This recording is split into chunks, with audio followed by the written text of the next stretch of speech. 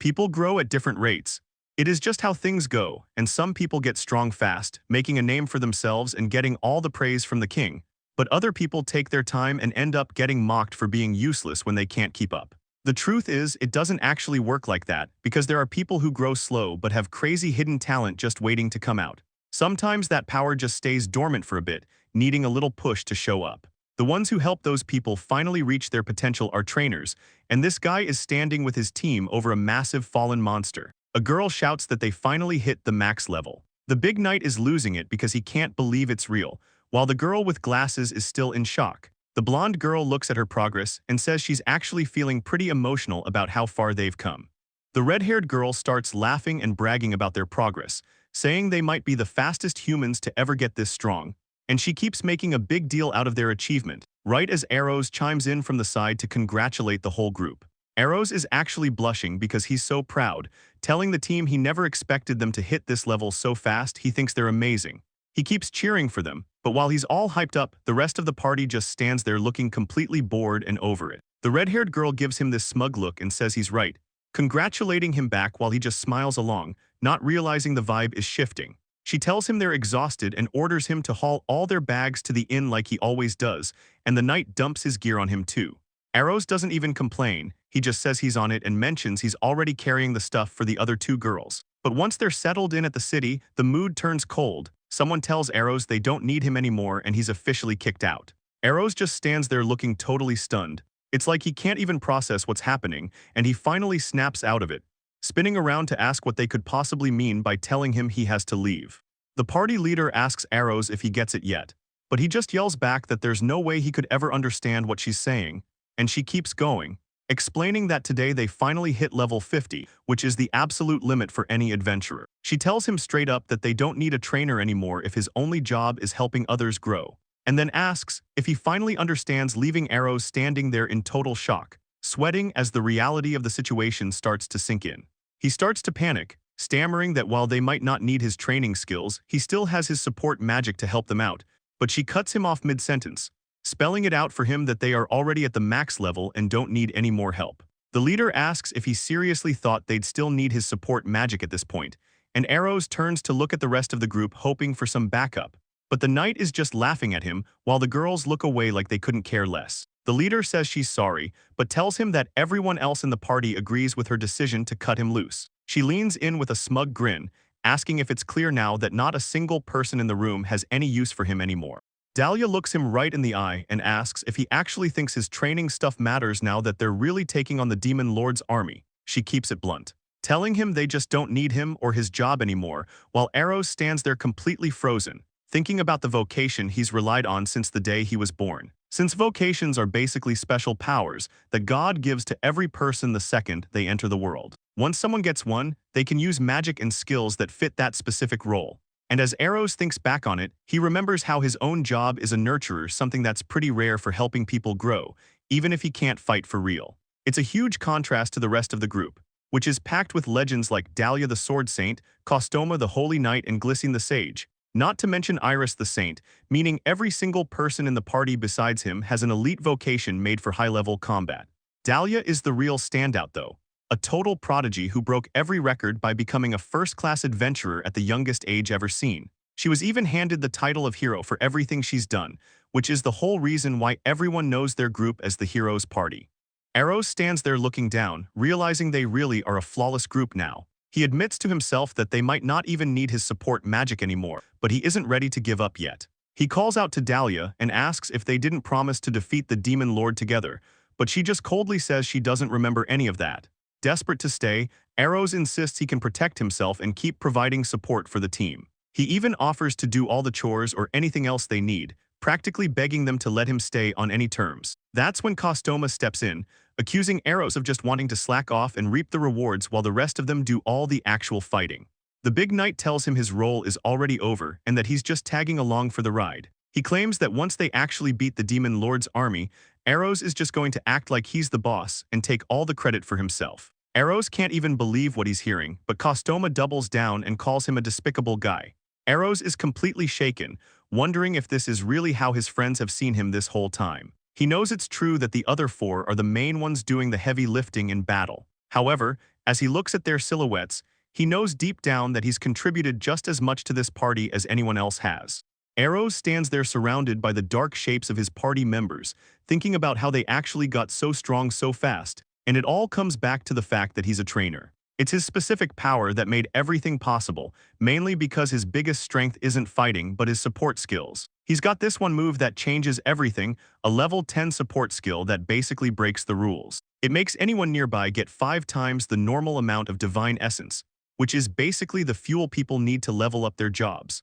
The gods hand it out whenever someone take down a magic beast, so as long as the group is fighting near arrows, they're growing 5 times faster than any normal adventurer ever could. Because of this, Dahlia and the rest of the crew managed to hit their absolute max level in only 3 years. They look like a top-tier team, but Arrows doesn't think he's the only one who deserves the credit. To him, this wasn't just about his special skills, since he truly felt like they were a team of comrades who earned their success together while traveling and camping out. But even though he feels that way, Dahlia just sits there looking completely cold and over it, like none of that history matters at all. Kostoma just stands there with a big grin on his face, but the truth is Arrows realized he was the only one who actually cared about their bond, while Iris and Glycine look like they couldn't care less. Arrows finally gives in and says he'll just leave, which makes Kostoma laugh while saying he's glad the guy is finally being smart about it. Dahlia leans in with a smug look, asking if he's really not gonna come crying to her for another chance, but Arrows tells her straight up that he won't do that, even though deep down he's actually pretty torn up about it. He stays quiet, thinking about the real reason he wanted to stay with this party so bad, and it all goes back to the Demon Lord's army. They've got these massive forces, starting with the Dragon King's group, which is basically part of a nightmare led by 5 legendary monsters. You've got the Forest King and the Spirit King leading their own packs, plus the Rock King and Sea King armies that round out the whole list of world-ending threats. Taking down these 5 massive armies is the one thing every single adventurer is working toward. Arrow stands there thinking about his one true goal, the thing that's been driving him this whole time, and it's to finally take down the Dragon King Doran. He wants to wipe out that whole army for killing his parents, but he's realizing now that he actually thought he could pull it off with this party, and now Dahlia cuts through his thoughts to tell him to leave all his gear and items behind. Kostoma backs her up, saying everything he has is officially their property now. Arrows just stands there looking completely shocked by how cold they are. He starts taking off his gear and says he'll leave it, but he mentions that since he did his job as their trainer, he at least expected some kind of reward, which is when he turns to leave. He stops for a second and says he's going to give them one last piece of advice, making Kostoma look pretty confused. So Arrows warns them that they're probably planning to head into the Demon Lord's territory next, but they really need to hold off for a bit because he tells them straight up that even though they're strong, their levels rose way too fast, and their actual combat experience isn't where it needs to be yet. Dahlia just starts laughing her head off, mockingly asking if the great trainer really thinks he knows everything about how much they've grown.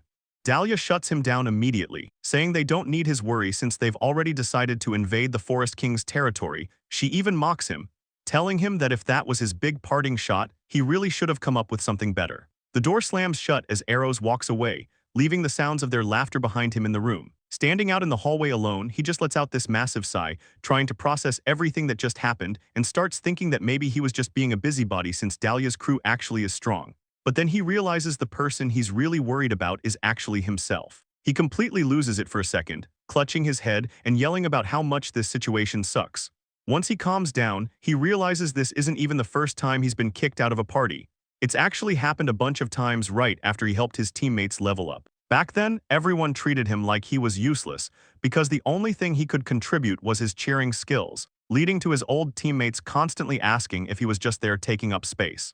Getting kicked out so many times really got to Arrows, so he hit the books and trained like crazy to actually be useful in a fight. That was right when Dahlia first showed up and found him, asking if he was the legendary cultivator since he had such a rare job. She reached out and straight up asked him to join her party and lend them his power. In exchange, she promised she'd help him take down the Dragon King's army, the guys who ruined his life. It worked out. At first, Kostoma was losing his mind over how fast his level was jumping, and Dahlia just acted like she knew he was amazing all along. She kept bragging about how great her scouting was as the party's levels hit insane heights, but back in the present, Arrows is starting to see the truth. He remembers her cold voice telling him they don't need any dead weight, and it finally clicks.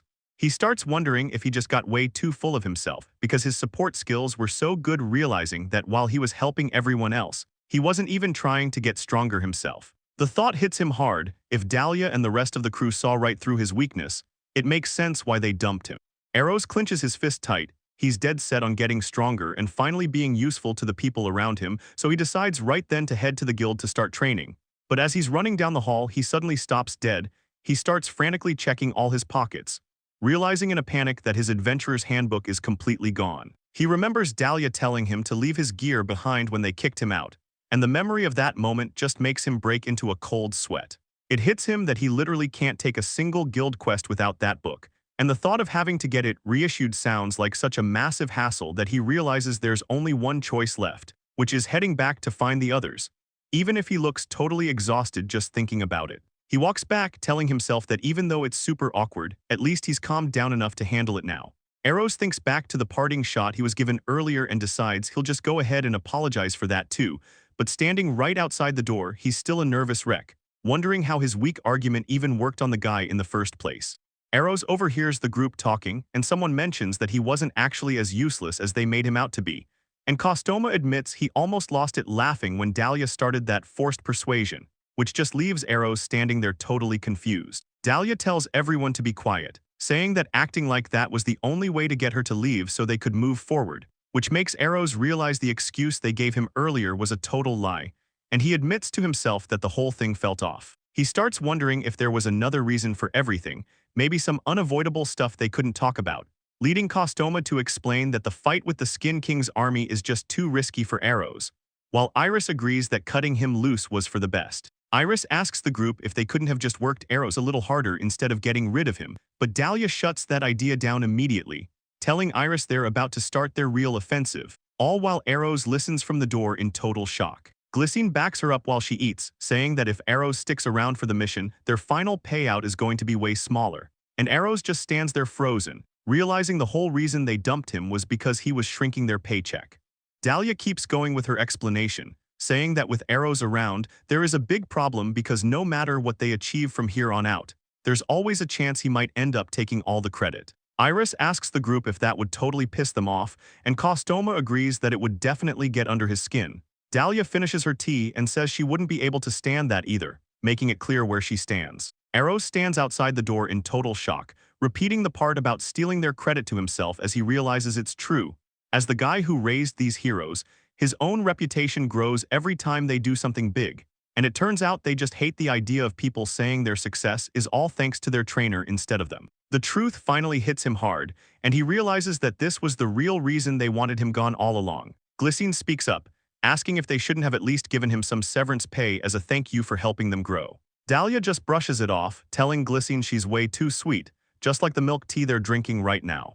Dahlia keeps talking inside, saying that giving him anything would just prove how much he actually did for them, and Kostoma chimes in that just firing him and kicking him to the curb is the best move they could make. Dahlia totally agrees, so Eros stands there in a daze, repeating the words, the right way to use a trainer, over and over in his head. His eyes go wide as the weight of their words finally breaks him. He turns and sprints down the hallway, just trying to get away, realizing the whole time that he wasn't kicked out because he was weak or some kind of burden to the party. It was actually the opposite. They just wanted to keep all the money for themselves and make sure he didn't get any credit. He bursts out of the building and onto the busy street, making people stop and wonder what the hell is wrong with him.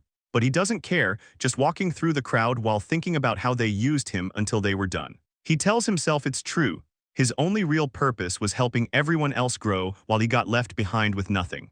Eros keeps running as he realizes he can't stop the Dragon King's army alone, but joining another party is out because they'll just use him and kick him to the curb again. He stops in the middle of the sidewalk and shouts that it's all completely useless, screaming at the top of his lungs about what a trainer is even supposed to be.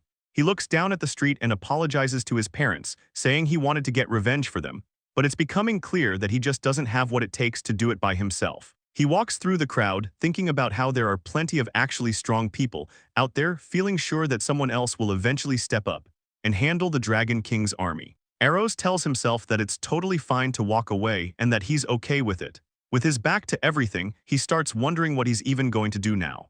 Eros stands there by himself, just staring off and wondering what he's even supposed to do with his life now. 2 months go by and he finds himself looking out over a valley, finally spotting something familiar in the distance. He's actually made it back to the town where he was born, and it's a weird feeling to see it again after so long. Eros walks through the busy streets with a tired smile, just blending into the crowd as he heads inside. Everything brings back a ton of memories, which makes sense considering he hasn't stepped foot in this place for 6 whole years. He passes by some young girls who clearly just started out as adventurers.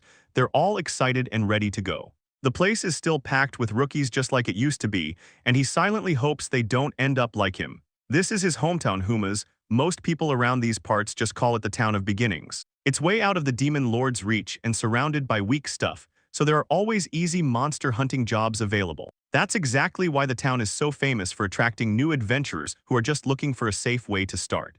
Since so many merchants and weaponsmiths hang out here, a guy can find pretty much anything he needs, making it the perfect spot for travelers, especially since the local food and drinks are supposed to be amazing. Eros originally just came back to visit his parents' graves and check on his old house, but seeing the town now, he thinks it wouldn't be so bad to just stay here and relax for the rest of his life. He decides to head toward the Adventurers Guild, but suddenly stops when a girl behind him calls out his name. He turns around to find a girl smiling at him, saying she knew she recognized him from somewhere. She teases him a bit, asking if he actually forgot who she was after all this time, and he realizes it's Tara. She laughs and says he's spot on, mentioning how long it's been since they last met.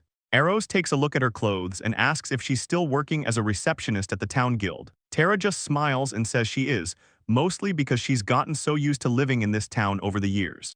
Eros thinks about Tara Brune. She's a receptionist at the guild who really looked out for him back when he was just a rookie starting his journey, so seeing her again is a trip. But she just puts a finger to her lips and says she's already heard the news about him. She leans in close and asks if it's true that he joined Hero Dahlia's party and is doing amazing things now.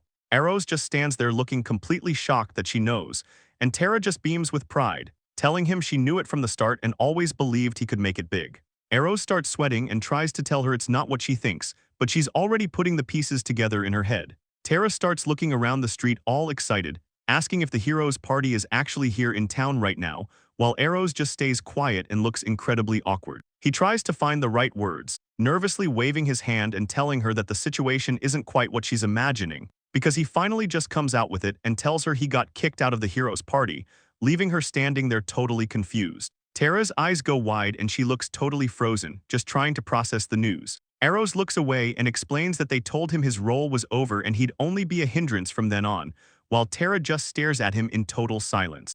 Tara looks down, looking pretty bummed out as she realizes Eros got kicked out of yet another party. Eros looks surprised and asks if she actually remembers all the stuff that happened in the past, and Tara tells him of course she does, since she was the one who watched him struggle the most back then. The word trainer flashes through his mind, bringing back some really rough memories of a big adventurer kicking him onto the floor, yelling that he needs to get strong himself before trying to teach others. Young Tara had rushed over to ask if he was okay while he sat there in tears, just saying he wanted to be stronger. He kept crying, saying that if he didn't get better, nobody would ever want him in their party, and back in the present, Tara explains she really thought he'd be fine once he joined up with Dahlia, but she snaps out of it and gets excited, figuring he came back to town to scout for new members. She winks and gives him a big thumbs up, telling him to leave it all to her because she's going to help him out. Eros drops a bombshell, telling her he doesn't plan on joining any more parties, which leaves Tara completely shocked as she asks if he's really going solo now. He just rubs his head and looks away awkwardly. Tara starts to get it, saying it makes sense he wouldn't want a new team after getting kicked out. Even so, she looks him in the eye and says he'd still be a huge help to any group he joins. She brings up his old goal of taking down the Dragon King, but Eros just brushes it off. He says he's just going to leave that stuff to other adventurers from now on, surprising her again. He explains there's no reason for him to do it anymore and he doesn't want to go through that pain again. Tara doesn't push it, but she tells him to let her know if he ever changes his mind about it. She's still ready to help, promising to put a massive notice on the board for him, so Eros smiles and says he'll definitely come find her if things ever end up changing. Eros stops for a second and tells Tara he actually has one more request to make. She completely loses it when he says he wants to re-register with the guild under a totally different name. Tara is still in shock, but Eros just calmly explains that since he lost his handbook and needs a new one anyway, he might as well just start over fresh. Tara warns him that it's possible, but his rank is going to drop all the way back to level 5, which means he won't be able to take any good quests. Eros doesn't seem to care and says he's got enough money saved up for now, and he isn't planning on doing anything too crazy or difficult, because he really just wants to make sure nobody realizes he's the same Eros that was part of the hero's team. He knows Dahlia is probably going to start talking trash soon, telling everyone that Eros Fleur was just too weak to handle the real fights. It turns out the rumors are already starting, with people all over the place talking about how someone finally got kicked out of the hero's party. Some guys at a bar are even laughing about it, saying they bet the guy was probably crying and begging the hero not to throw him out. Another person remembers him, mentioning that he was that guy with the really weird job title. The people in the tavern keep talking trash, saying they always thought that guy was sketchy anyway.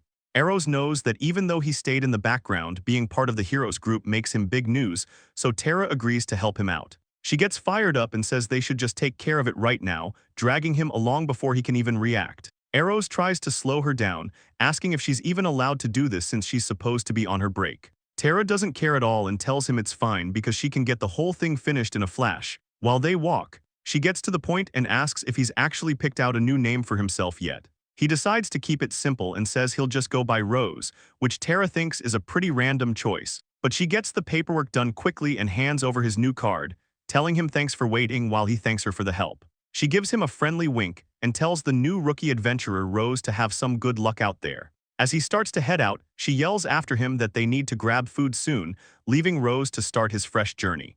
Rose stands in the middle of town with his hands on his hips. He's officially starting over today as a rookie adventurer under his new name. He makes his way through the streets until he finally stops in front of an old, familiar building.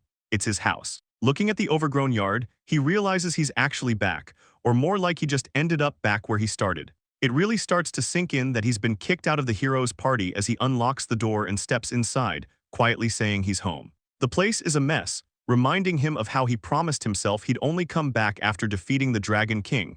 But as he looks around at the thick layers of dust everywhere, he wonders if he even meant that. He starts coughing from all the dust in the air and decides that whatever he used to think doesn't even matter anymore. He takes a second to sit down in his old rocking chair and lets out a long sigh. It feels pretty nostalgic to be back in his own seat. The relaxation doesn't last long though, since he realizes the very first thing on his to-do list has to be cleaning. He starts planning it all out, figuring he needs to check the furniture and get to weeding the garden soon. Arrows looks at the mess and realizes there's a ton of work ahead of him, and he's already feeling pretty wiped out.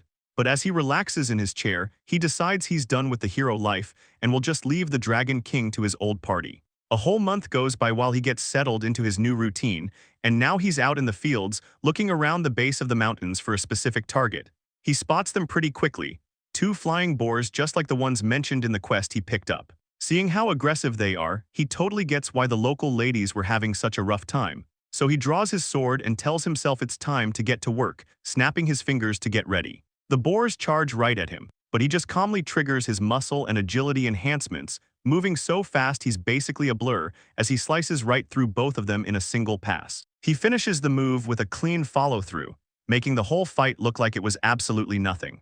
Arrows finishes off the first target, casually noting that he's got one down and thinks about how easy it is to handle weak beasts, deciding to just take an ear as proof of the kill. Moving on, he starts heading back, feeling like he's finally living a really fulfilling life. He makes it back to the guild and waves hello to Tara, who greets him as Rose, letting her know the job is done, while she tells him he did a good job on the request. Since he's on a roll, he asks if there are any more jobs he can pick up for the day, but Tara asks if he'd rather just take a promotion exam instead, which he immediately turns down. She gets a bit serious, telling him she really thinks his strength could help a lot more people, and while he says he appreciates the thought, he's clearly not interested in going back to that life. He makes a quick exit, shouting that he'll be back tomorrow as Tara realizes he just ran away.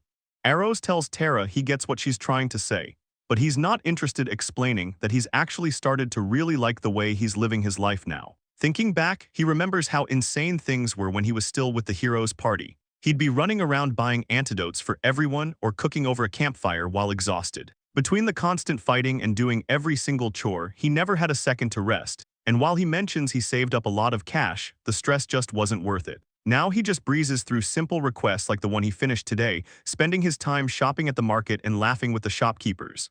After that, he'll just go home to cook a nice meal or read a book, just taking it easy and living a totally relaxed, slow life. Arrows sits inside his quiet house at night, thinking to himself that things are finally going great, staring at his cup, and realizing this peaceful life is exactly what he's been looking for. He leans back with a huge smile, feeling completely free and not tied down by anyone anymore, really soaking in the fact that he's finally living life on his own terms.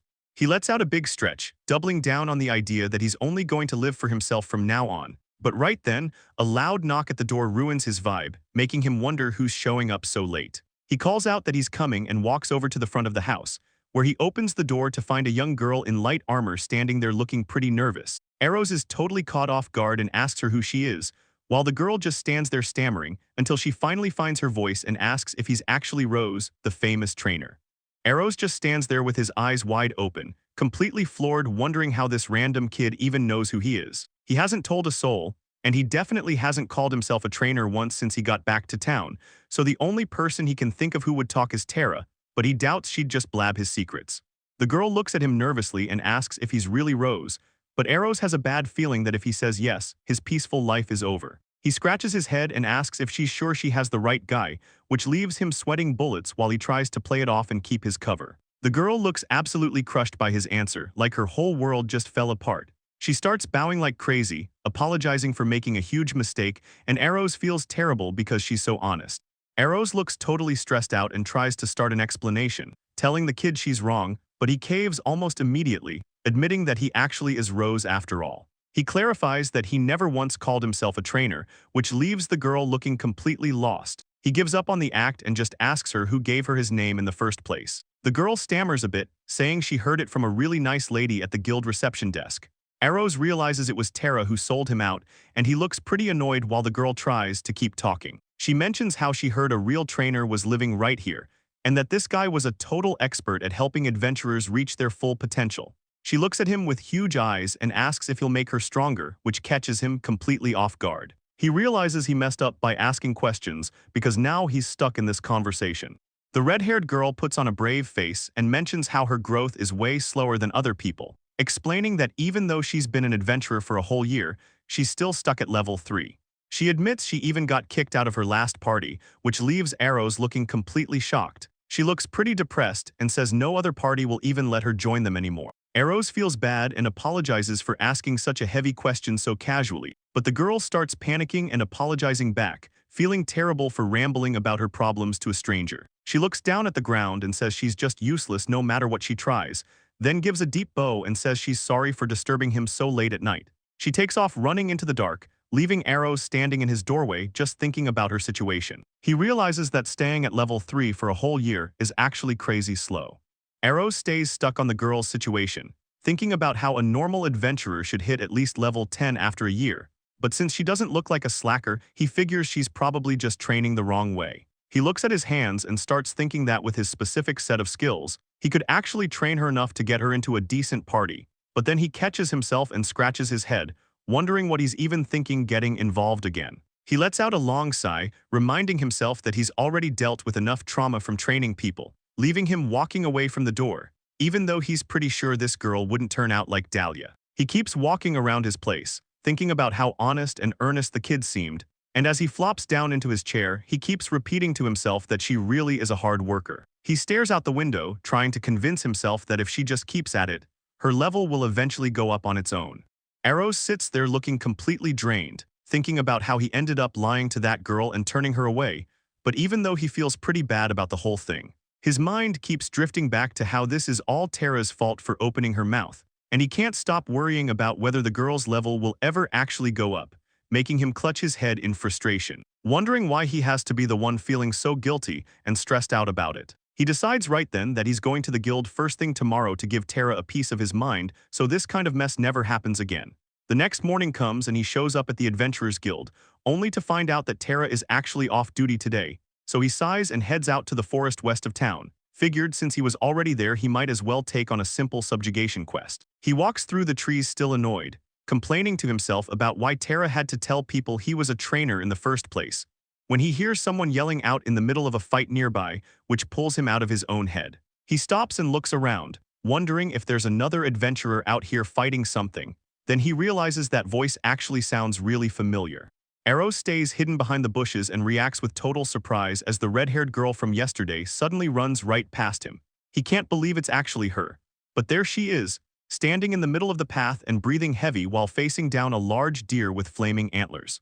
Eros realizes her opponent is a fire deer, which just happens to be the same target he was planning to hunt for his own quest, and at first, he wonders if they just happened to pick the same job, but then he catches himself because something about this feels completely wrong. He remembers she's only level 3, meaning there's no way the guild would have let her take a quest this dangerous at such a low level. It hits him that she must be out here trying to get stronger on her own since he turned her away, and he watches her from the shadows, realizing she's desperately trying to grind levels. She grits her teeth and charges straight at the beast with her sword ready. Arrows knows that while fire deer aren't exactly the toughest monsters out there for someone with experience, that's definitely not the case for a novice, and he watches as she takes a big swing only for the deer to dodge it like it was nothing. The deer lets out a burst of heat and moves with insane speed, leaving the girl struggling to keep up with a threat she's clearly not ready for.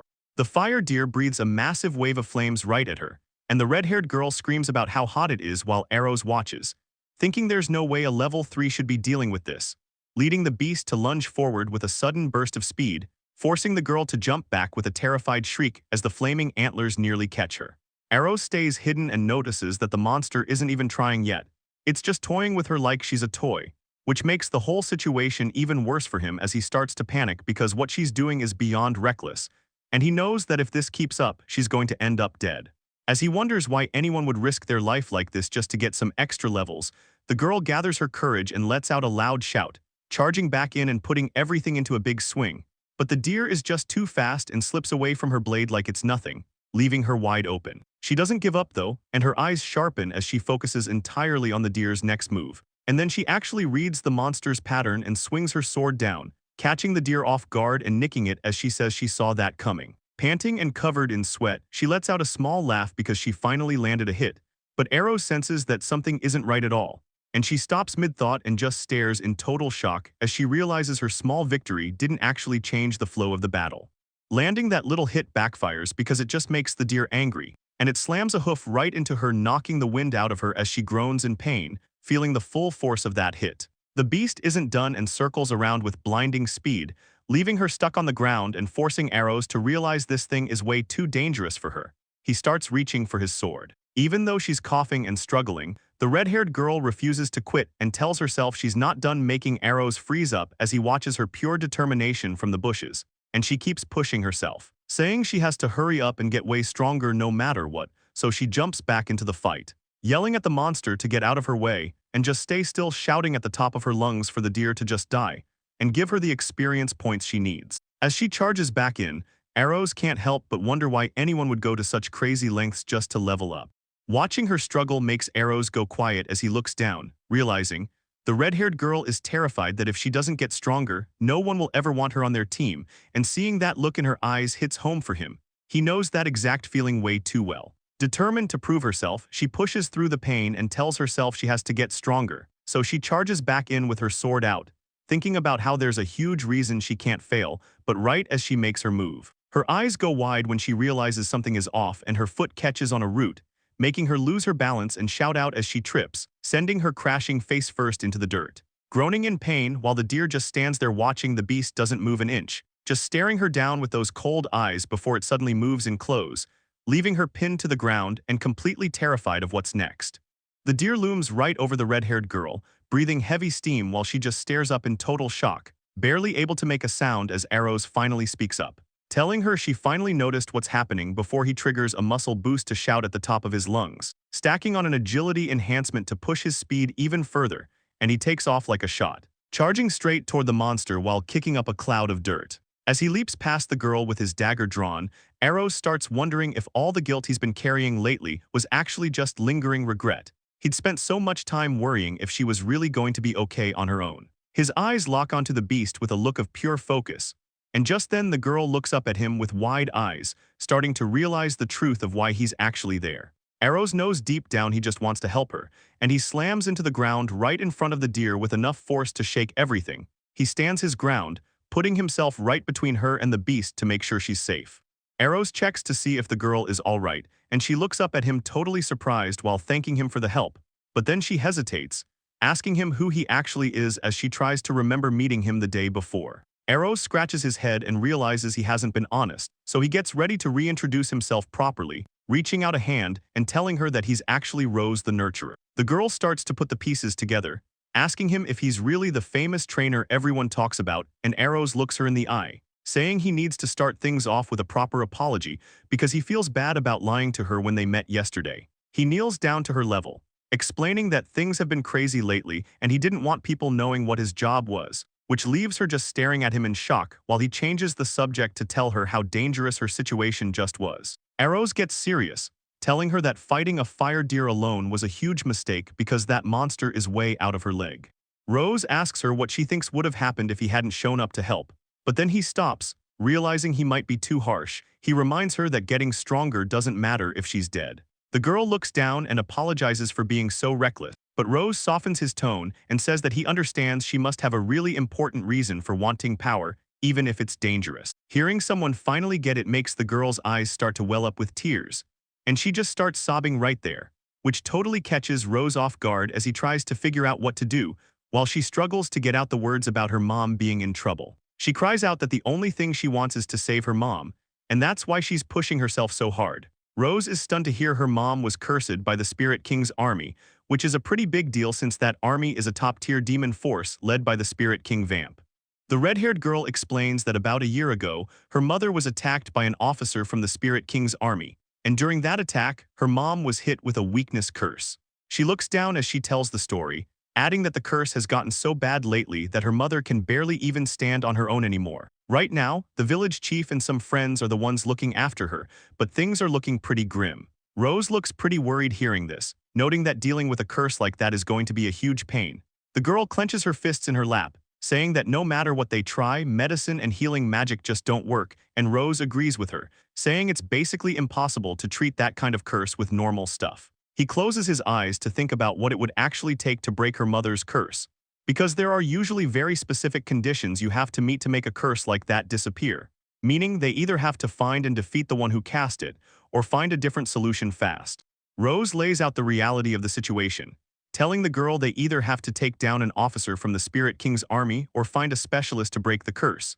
And when she asks if he knew that already, he just rubs his head and admits that both of those paths are going to be incredibly difficult to pull off. He knows that a high-ranking officer in that army is going to be way too powerful for a normal fight, making that option almost impossible. So, he brings up the idea of a professional curse breaker instead.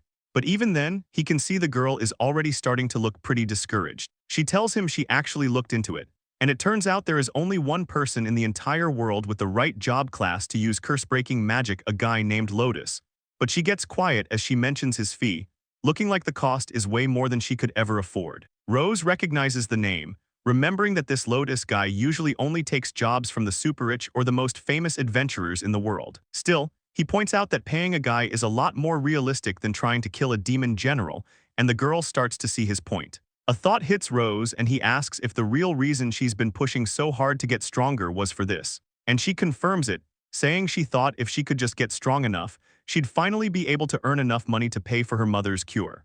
The red-haired girl explains the only options are finding a way to remove the curse or joining a group strong enough to take down the Spirit King's army, which she knows is the only way forward. But the reality of how hard that's going to be starts sinking in, since that path is so narrow it's basically non-existent, and the pressure of the situation finally starts to break her down. Rose watches her, thinking about how impossible this whole thing sounds, while the girl just sits there stuttering, unable to find her words. She starts losing it, crying as she asks what she's even supposed to do if there's no way to save her mother, admitting that she's got no talent and can't seem to grow or get any stronger no matter how hard she tries. Rose can't just stand by and watch her suffer like that, so he tells her to stop worrying because he's decided to accept her request, dropping the bombshell that he's actually a trainer and thinks he has what it takes to help her finally reach her potential. The girl is totally caught off guard, asking why he'd tell her that when he was so obsessed with keeping his identity a secret just a few minutes ago, and Rose just sits there, admitting that while he still wants to keep a low profile, he's willing to make an exception for her.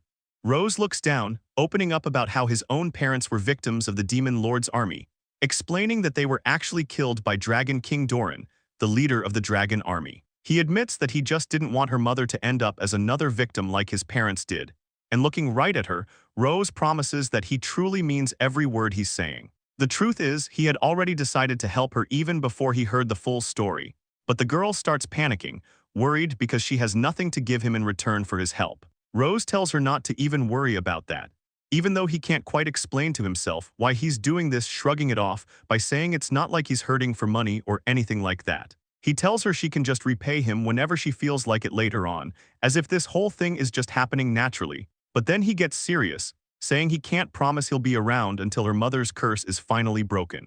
Rose looks the girl in the eye and tells her he really wanted to help her, promising to look after her until she can find a new party to join. She's so relieved that she starts tearing up, letting out a shaky breath before she can even manage to say yes. The girl starts thanking him over and over, telling him how much she appreciates it, and asking him to take care of her from now on, so Rose just shakes her hand and says he's looking forward to it, officially starting their partnership right then and there. But then she gets way too intense, shouting and asking what she's supposed to do first, which catches Rose totally off guard. He tries to calm her down, suggesting they start another day since she has to be exhausted from everything that happened, but she won't hear it, insisting she's perfectly fine and way tougher than she looks.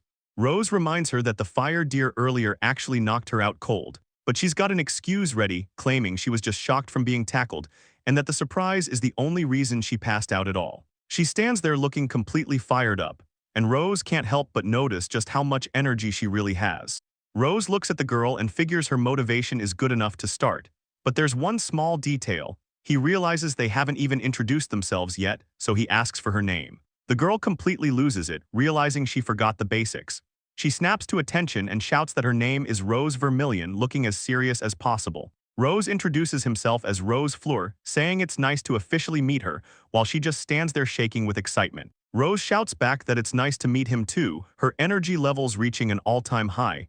And then she gets right in his face, asking what she needs to do first and what the plan is. She's literally bouncing with anticipation, which is starting to make Rose feel a little overwhelmed, so he just stands there for a second, looking at her and trying to process the situation. Rose scratches his head and asks her where they should even start, which catches her off guard, mostly because he's thinking to himself about how he's only ever dealt with mid-level adventurers until this moment. Rose Fleur scratches his head and admits he isn't quite sure where to start training a total rookie like her, mostly because he's never even heard of a job called apprentice warrior before in his entire life. This catches Rose off guard, and she asks him how he even knew what her job was when she hadn't mentioned it yet. Rose Fleur gives a nervous apology and explains that his divine eye skill lets him see everyone's info automatically, which leaves Rose completely stunned as she tries to wrap her head around him having such a crazy ability. He figures the skill is just meant to make his job easier since he can see exactly what his students need to work on. To be safe, he asks her to officially show him her status screen, and she agrees to do it right away. She starts the process to pull up her info, and a glowing scroll appears, showing every detail about her current strength and her vocation. Even though most people have to use a special chant to see these things, Rose Fleur just thanks her and takes a look. Rose Fleur explains to the girl that his special skill basically lets him see everyone's info automatically, so Rose holds out her scroll and asks if it matches what he saw, which he confirms is exactly the same. She's still reeling from the fact that he can see someone's job and power level at a glance, yelling out in shock, while Rose awkwardly admits he tries not to look too often since it feels like he's peeping on people. He takes a closer look at her official status paper and realizes his eyes definitely weren't playing tricks on him. The stats on the page are actually terrible, showing she's only a level 3 apprentice with F ranks across the board. He knows it's normal for a level 3 to have low stats, but there's something about this that feels way worse, especially because these bottom-tier numbers are the result of her working herself to the bone for a whole year. The blessing that's supposed to boost her physical strength is stuck at the lowest possible rank, and to make matters worse, she hasn't even unlocked any skills or magic from her leveling so far. Rose Fleur looks at her stats and thinks there's no way she's just been slacking off, but Rose Vermilion starts getting shy, telling him it's honestly a bit awkward being stared at this intensely. He calls out her name to get her attention, and she snaps to it immediately, asking what he needs. Rose asks her what she's actually been doing for the past year, which completely catches her off guard. She starts to freak out, asking if she's in trouble and promising him that she's really been trying her hardest. He tells her to relax, explaining he just wants to know what her daily routine was like, making her calm down as she explains she started adventuring at 14, doing low-rank hunts while searching for a team. Money was always an issue though, so she had to spend a lot of time doing odd jobs around the city just to survive. Rose admits that sounds like the life of a typical rookie, but there's still one major thing that doesn't add up. He says it's bizarre she isn't at least level 10 yet, especially since those early levels should be a breeze. Rose looks down, finally admitting that the whole situation really is weird. She looks pretty sad, saying these definitely aren't the stats of someone who's been an adventurer for a year. She's totally defeated, telling Rose that even she can tell she just doesn't have any talent for this life. But Rose just smiles, telling her there's no reason to be so down on herself, which completely surprises her. He stands there in the woods, explaining that while she's definitely different from the norm, it's not a deal-breaker. He says it just means her growth is on the slower side, and that's really the only problem here. Rose tells her the solution is simple. They just need to find a way to speed up that growth, and since that's exactly what a trainer's job is, he's got it covered, making Rose gasp as she realizes his plan. Visual only. A huge deer covered in flames suddenly jumps out from the trees, and it looks dangerous. Rose starts to lose it, yelling that it's a flare Bambi fire deer, while Rose just watches the monster move in. Rose watches the monster and decides that this is definitely the fastest way to handle her training. He casually asks Rose if she wants to try taking the beast down herself, which completely catches her off guard, making her scream out and ask what he's even talking about. She's losing it, reminding him that she literally just got her path blocked and beaten by this thing. But Rose doesn't back down, telling her to get her sword ready because it's coming right for them. As the deer closes in, Rose activates his magic, hitting her with both strength and resistance boosts. Rose starts glowing with all this new energy and looks down at her hands, totally confused by the power. Rose tells her to keep it together and just stand her ground without running away, even as the flaming deer slams right into her blade with a massive amount of force. The monster gets sent flying back like a brick wall hit it, and Rose is fine. The monster gets sent flying back through the air, and Rose just stands there staring, totally stunned by what just happened. She can't believe her own eyes and asks if she really just deflected that thing all on her own. Rose pipes up to clear the confusion, telling her he actually cast some support magic on her to give her a hand. He explains that her physical strength is way higher now and her resistance to fire has been cranked up too. He tells her the power she felt is exactly how the magic works, and Rose thinks the whole thing is pretty amazing. Rose tells her she's safe to hunt monsters now, so she grips her sword and gets ready to go. She charges forward with a yell, but Rose knows that even with the buffs, her level is still low, meaning her base stats aren't great. He looks at the fire deer and realizes she's going to struggle to cut through that thick, armored skin. He points his finger toward the action, knowing that support magic is the perfect fix for this. He snaps his fingers and calls out a sharpness boost to make her blade cut through anything. Rose explains that his support magic is also effective on weapons and armor while he goes on to say that for a weapon it specifically increases sharpness, just as Rose swings her glowing blade. She follows through on the heavy swing, and the enchanted edge pierces right through the monster's thick hide. Rose stands there breathing hard, completely wiped out from the effort of the attack. She looks down at the dead monster, barely able to process that she actually won the fight, and she shakily asks if they really just pulled that off. She stares at the beast and asks again if she really won, still looking for some kind of confirmation from her teacher that she defeated it. Rose gives her a small round of applause and tells her yeah, she really did it. He hands her a paper and tells her to check out her divine revelation, but Rose just looks confused. Rose looks over at the paper and says there's no way, while Rose just stares at it with her mouth wide open, and she's so shocked her eyes are practically popping out of her head. She starts yelling, asking if her level really went up, and she can't believe it actually jumped up by 2 levels at once. Her paper clearly shows she's now a level 5 apprentice warrior with all her stats finally moving in the right direction. She mentions how she's killed a ton of monsters before this, but her level never changed until right now. Rose reminds her that even though he helped her out with some support magic, she's the one who finished it solo. He explains that her massive boost also comes from getting the divine essence for her first big kill, but Rose just looks completely lost. She repeats the words first kill and divine essence back to him like she's never heard any of that before. Rose stops and asks her if she even knows the real reason why killing monsters makes someone stronger, and she simply says she thought God just hands out experience points after a victory. Rose explains that while experience is actually called divine essence, there's actually a lot more to it, and mentions that the final results change a lot based on who beats the monster and how they do it. He gives an example, pointing out that a fire deer is usually meant for adventurers who are level 10 or higher. But since Rose took it down solo at level 3 in just one hit, she got a massive bonus. On top of that, he says that whenever someone beats a new magical beast for the first time, they get rewarded for their guts, which results in an even bigger pile of divine essence for the adventurer. Rose looks at her paper and admits she had no clue about this first kill bonus thing at all. Rose tells her it's pretty common, as most people don't actually know how those specific mechanics work. But then he mentions his own cheer skill helped out too, leaving Rose looking totally confused. He decides it's probably better to just show her, so he calls out for a revelation and a glowing scroll appears.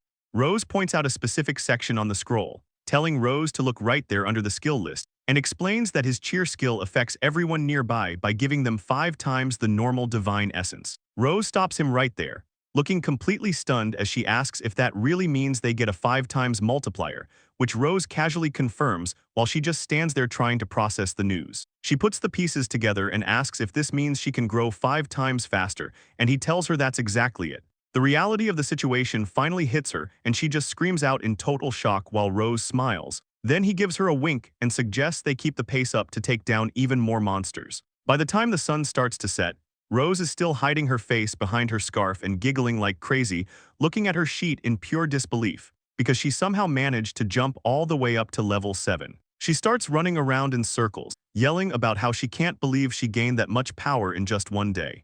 Since they started, Rose has already managed to take down 8 magic beasts, and she's so hyped that she's spinning in circles, which is honestly pretty impressive for someone who just started out as an adventurer. Rose watches her with a smile, telling her that all this quick progress is really just a result of how hard she's been working. Rose immediately disagrees, yelling that it's actually all thanks to him, while he just thanks her for being so modest. She admits that back when she first heard he was a trainer, she figured he just knew some effective workout methods, but Rose just laughs it off, saying that there really isn't anyone else out there with a job like his after all. He explains that most people wouldn't ever expect to see someone with skills specifically designed just for training, which sends Rose back into a spinning frenzy, shouting about how his job is actually super rare and incredible. Then she stops and asks if he's actually a secret member of some top-tier, amazing party, catching him totally off guard, as she leans in even closer, wondering if a legendary group has already scouted him for his insane support skills. Rose starts thinking to herself that there's just no way a top-tier party would ever overlook a job as amazing as his, and then she gets even more excited and asks if he's actually part of the hero's party. Rose doesn't say anything for a moment, just looking down with a heavy expression. Then he finally breaks the silence, telling Rose that he isn't in any party and has zero interest in teaming up with anyone, leaving her completely stunned. He adds that a lot has happened recently and he really just wanted to keep his vocation a secret, making Rose feel terrible. She immediately apologizes, telling him she was being insensitive for prying like that, but Rose starts waving his hands around, telling her it's really nothing she needs to worry about. He explains that he just enjoys having a quiet life right now and that's why he doesn't want a team, so Rose says she gets it. The girl stays quiet for a bit, looking down at the ground while Rose watches her, admitting that he still can't help but feel bad about the situation. Rose repeats that he really doesn't mind what happened, but Rose is still blushing like crazy and trying to find the right words. She tells him that having someone as incredible as him helping her one-on-one feels like a huge deal, especially since it feels like she's just keeping him all to herself. She immediately realizes how that sounded and starts panicking, wondering what she's even saying, while she just gives him a huge, genuine smile and thanks him one more time. Rose just stands there totally stunned for a second, looking at her. Then Rose promises she'll do her absolute best even if she's a lot to handle, and says she's really excited to work with him. Rose looks at her and starts thinking to himself, wondering if he's actually happy about his real job being a trainer. He asks himself if he's finally starting to feel that way, so he just smiles and tells Rose they should both do their best tomorrow, staring up at the sky and realizing that he's actually the one who should be thanking her. Rose notices the sun setting and tells Rose it's time to head back to town, and Rose is so hyped she can barely contain herself, shouting about how she's never been this excited for a hunt. Rose gives her a look and tells her to make sure she actually gets some sleep tonight, while secretly promising himself that he'll use every bit of his experience to make her as strong as possible. He wants to turn her into a top-tier adventurer who can join a powerful party, but Rose interrupts his thoughts by skipping up and asking what kind of skills he thinks she'll end up with. He admits he doesn't really know, so she just starts daydreaming about getting something flashy and cool. Then the next morning rolls around at the guild and Rose is already screaming an apology. She's got her hands pressed together and her head bowed, repeating over and over how sorry she is, which is a weird start to the day since Rose just showed up to meet her for their scheduled hunt. The second Rose makes eye contact with the brunette receptionist, Tara. She drops into a deep bow, and she looks pretty stressed as she asks him if it's a bit unfair for her to start with an apology. Rose calls her out for telling Rose he's a trainer, but Tara just freaks out and says she couldn't leave the kid alone. She mentions how Rose just got kicked out of her party, though she realizes Rose probably knows that, so he just gives her a tired look and confirms that the kid told him the whole story herself. Tara keeps going, talking about how Rose tried everything to get back into her old group or find a new one, but she got rejected everywhere she went and ended up crying her eyes out after every single no. Rose stares off for a second, thinking to himself that it's actually really easy to picture her doing that. Tara explains that rookie adventurers are usually so desperate to get strong and make a name for themselves that they don't have any room for others, which leads to them being pretty brutal when they reject people.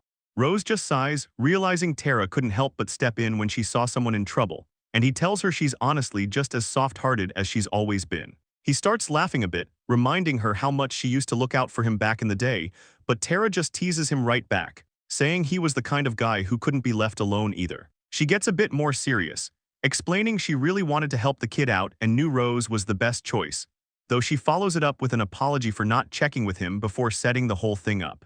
Tara claps her hands together like she just remembered something important, and she asks him if he still remembers that promise they made to go out for dinner together sometime. She tells Rose the meal is on her, but he just stands there looking completely caught off guard. Tara says she'll even dress up really cute for it so they can call it even, leaving Rose totally confused.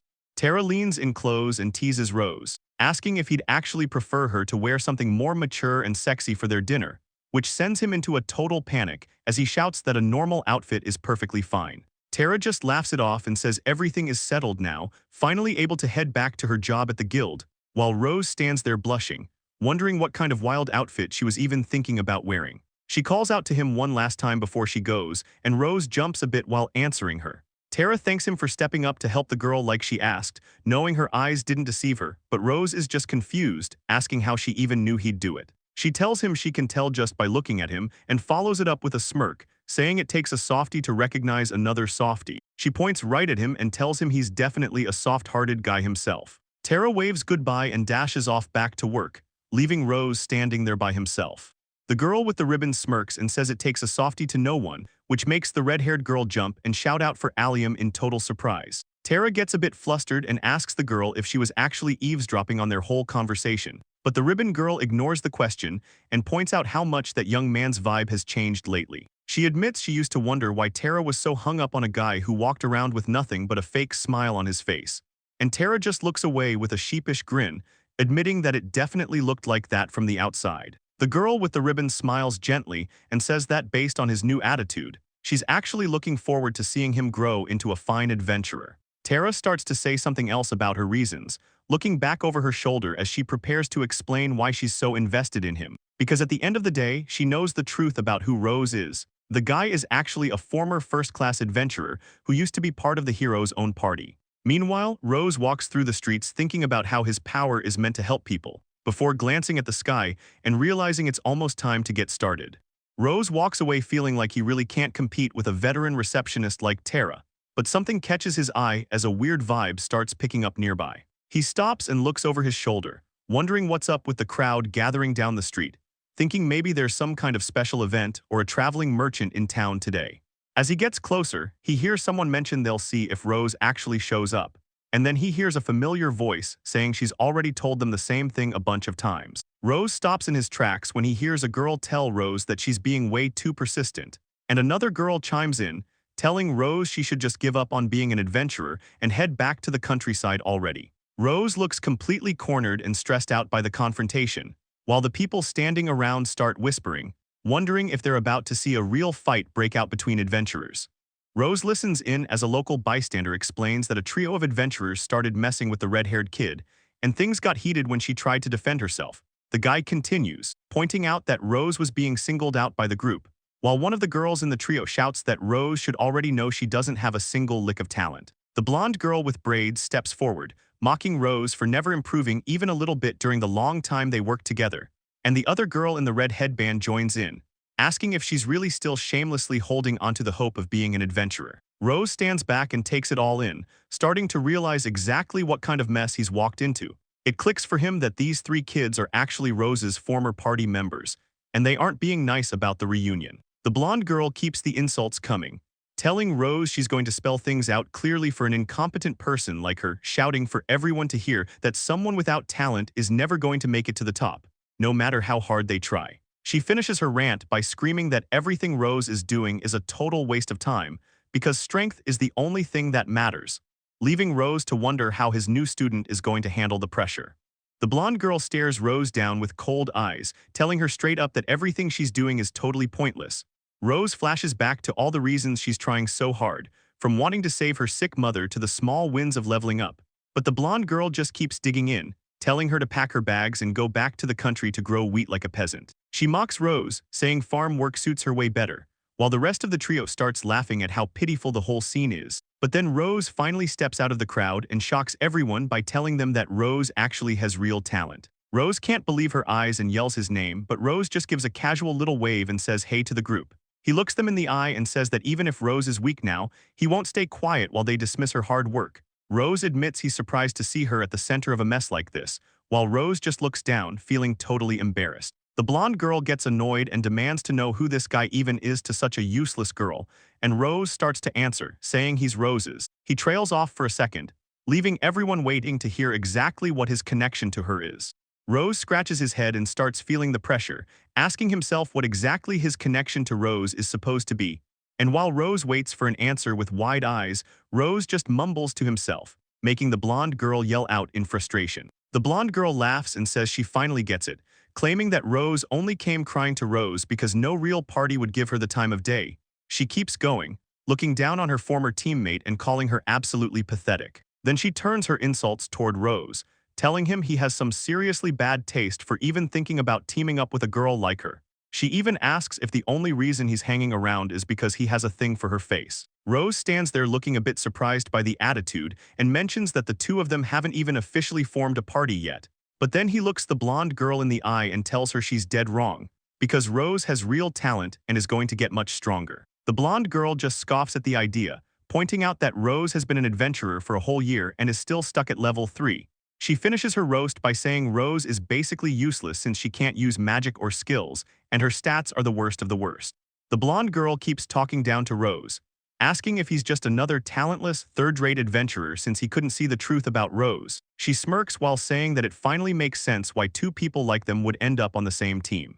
Then she goes even further, betting that Rose was actually kicked out of his old party for being useless, while Rose looks over at Rose. And though Rose tells them they can talk trash about her all they want, the blonde girl just gets annoyed and asks what she's even trying to do. But Rose has finally had enough. She shouts out with everything she's got, because she points her finger right at them and yells that she absolutely won't let anyone insult the person who helped her out. She stands her ground and demands an apology, leaving her former teammates completely stunned by her sudden burst of confidence. The blonde girl just mocks her with a sarcastic reply, giving her a fake "yes, sir," while her expression shifts to pure anger, asking Rose who the hell she thinks she is to start getting cocky with her. She grabs Rose by the collar and growls that she has some serious nerve talking back like that, leaving the poor girl shaking in fear. Rose is completely frozen with sweat on her face. It's clear she's freaking out after being grabbed by her collar, and an exclamation mark shows she's caught totally off guard when the blonde girl suddenly lets go and says she'll apologize to Rose, leaving Rose standing there confused and asking what she means. The girl clarifies that if Rose wants that apology, she has to prove Rose's words are actually true herself. But then she mentions something about a week from now, which makes Rose speak up and ask what she's getting at. She explains that there's a guild promotion exam coming up soon, and her group is planning on taking the rank 4 test. Looking right at her, she tells Rose that if she manages to reach rank 4 as well, she'll finally admit she was wrong and give that apology. Rose stands there thinking about how reaching rank 4 is a huge deal, basically like graduating from being a total beginner. The blonde girl stares her down and says it only counts if she actually manages to pull off the rank up, because it would be the only way to prove that Rose was actually right about her having any potential at all. It's clear that things look pretty impossible for Rose at the moment. She's stuck in a bad spot and the blonde girl isn't making it easier, telling her that if she fails the test, she has to apologize to them right in the middle of the main street. Rose is just standing there confused as the girl keeps going, saying Rose deserves this for acting tough when she doesn't actually have any talent. Rose can't even find the words to respond, while the other girls in the group start laughing and mocking her. They're already picturing her having to scream about how wrong she was. They're really leaning into the bullying.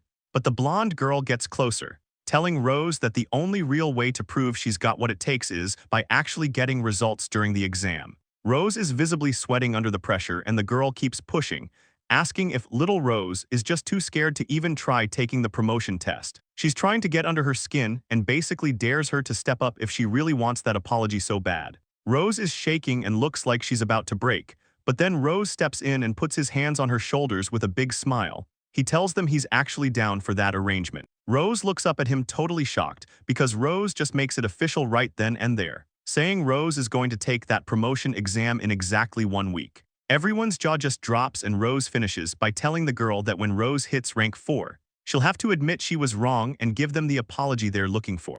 Rose looks completely calm as he doubles down on the bet. He says if Rose fails the promotion, they'll both give them a formal apology.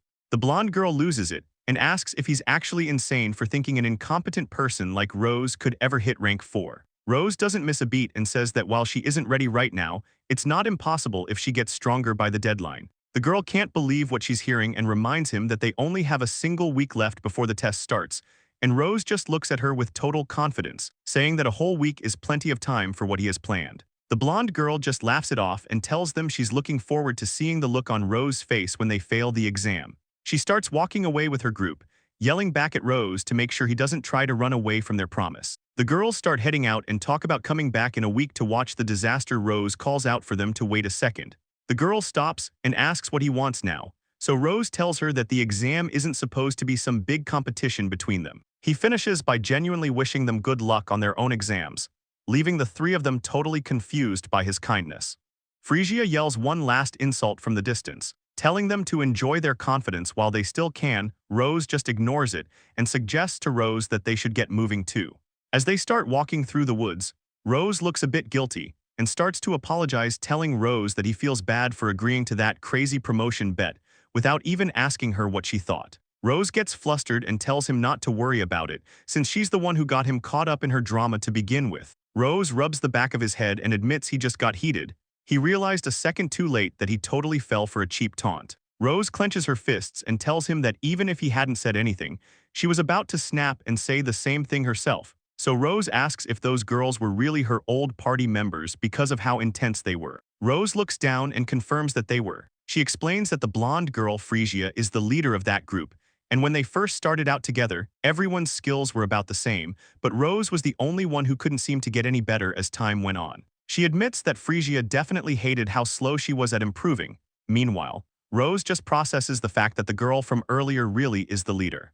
Rose looks pretty down as he admits he actually got kicked out of the party after only a month, which catches Rose off guard, and she mentions that a single month is a crazy short amount of time. Rose looks away, explaining that ever since that happened, those girls have made fun of her every single time they cross paths. And Rose realizes that explains things, since he actually bumped into that same group on his way to meet up with her earlier that morning. He looks off to the side as something else clicks in his head, suddenly remembering the rumors he heard from people nearby, saying the group picked a fight with Rose and things turned into a total brawl once she talked back. Rose starts fidgeting with her fingers, looking completely embarrassed as she tries to find the right words to explain herself. And she tells him it started when the leader said there was no way Rose could ever save her cursed mother. She looks down sadly, explaining that it felt like they were insulting Rose's own power after everything he did to help her the day before, and as Rose listens, she admits she just couldn't handle the frustration of hearing them talk like that. Rose catches up to Rose and thanks her for standing up to those girls for him, and she just gives a shy response, letting him finish his thought about how happy it made him to see her get mad and force Phrygia to apologize. He adds that even if she doesn't like the girl, seeing her take a stand like that was honestly really cool, which sends Rose into a blushing mess as she huffs, saying it's only natural to get mad when someone insults her benefactor. Her face stays red, but her expression goes quiet for a second, almost like she's hesitating to bring something up, before she finally asks if she can really hit rank 4 in just 1 week like Phrygia was talking about. Rose doesn't sugarcoat it and tells her straight up that he honestly thinks it might be a little early for her, leaving her completely stunned for a second, until he follows up by saying he actually thinks this is a great chance. He explains that if she wants to reach her goal, she's going to have to deal with the promotion exam at some point, and since she caused such a scene earlier, everyone in town knows her face now, which actually works in her favor. Rose explains that plenty of people are going to be watching to see if she really gets any stronger, and if she passes this exam to prove herself, everyone will change their minds and she might even get a party invite. He keeps going, telling her that the amount of jobs she can take will go through the roof once that happens, and finally being able to afford a Cursebreaker's fee will actually become a real possibility. He tells her to just forget about that match with the other girls for now, since focusing on this is the absolute fastest way to break her mother's curse. It's going to be a tough road ahead, but he thinks it's the perfect goal for her to aim for. He looks her right in the eyes and asks her straight up if she thinks she can do it, and Rose doesn't hesitate for a second, shouting back that she definitely can. Rose tells her not to rush into things as they head deeper into the woods to start their training. Rose tells Rose to stay focused and watch her opponent's movements carefully so she can time her move perfectly. The horned rabbit lunges, and Rose yells for her to go for it right now.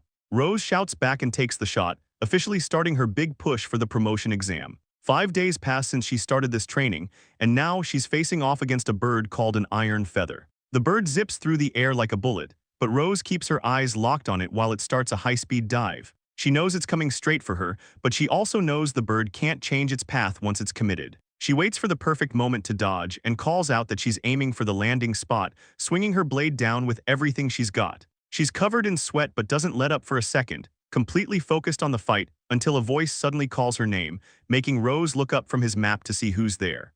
Rose just stands there with his eyes shut, totally stunned by the news, while Rose looks like she's seen a ghost, her eyes wide and full of shock. She says there's no way this is happening, especially since the big exam is in 2 days, making her collapse onto her knees in the dirt. She asks why they can't level up anymore, and it's clear they're both starting to feel pretty desperate about the whole situation. At first, things were great because her level jumped from 3 to 7 almost instantly, but sitting in the woods, she complains that she's only gained 2 levels in 5 days. She buries her head in her knees and asks if her vocation is the real problem, leaving Rose to think that even if her class is unique, she should still be growing. He starts breaking a sweat, realizing her growth is way slower than it should be. Rose sits there looking over their progress, thinking about how they're taking down more monsters every single day while using his support skills. But the problem is that Rose hasn't leveled up once in 3 days since she hit level 9. He watches her and thinks she's honestly doing an amazing job. She listens to everything he teaches, her form is actually pretty good, and she never gives up, plus she's already cleared out way more beasts than he thought she could handle. But Rose starts to get a little nervous because her level still isn't moving at all. He breaks into a sweat, realizing this whole situation is completely unexpected. It's like she hit a massive wall right before level 10, one that's keeping her from getting any new skills or magic while her stats barely move. Her status window shows she's still just a level 9 apprentice warrior, with F-rank stats in everything. Rose looks down at the status paper, wishing she had just one usable skill or even a single high stat, because with that, he could have shown her how to take down a much wider variety of monsters.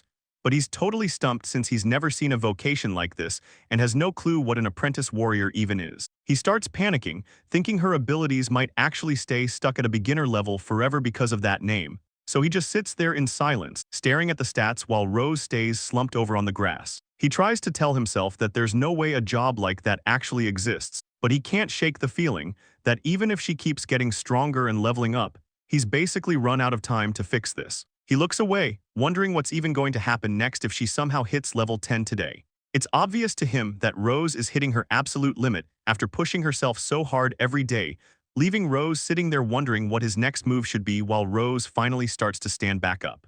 Rose calls out to her, looking like he has something heavy on his mind, but Rose cuts him off, asking if he knows any other places where she can find new monsters to fight. Rose just stares at her, totally surprised by her energy, as she explains that she's already gone through pretty much every magical beast in this area. She suggests moving to a new spot entirely. She's hungry for those first kill bonuses and the divine essence that comes with them. Rose looks down, thinking it's cool she's still coming up with ideas even when things look bleak. But he tells her that plan just isn't going to fly, because there aren't any monsters left nearby that she can actually handle safely, and the travel time to a new zone would take way too long. Rose looks him right in the eye and asks what would happen if they fought something that wasn't safe, which leaves Rose completely speechless. But she keeps going, telling him that if he ever feels like he's in real danger, he should just leave her behind and save himself. Rose starts waving his hands around in a panic, telling her there is no way he'd ever just abandon her like that, so Rose finally backs down a bit, acknowledging that she's asking for way too much and that avoiding risks is the smarter move.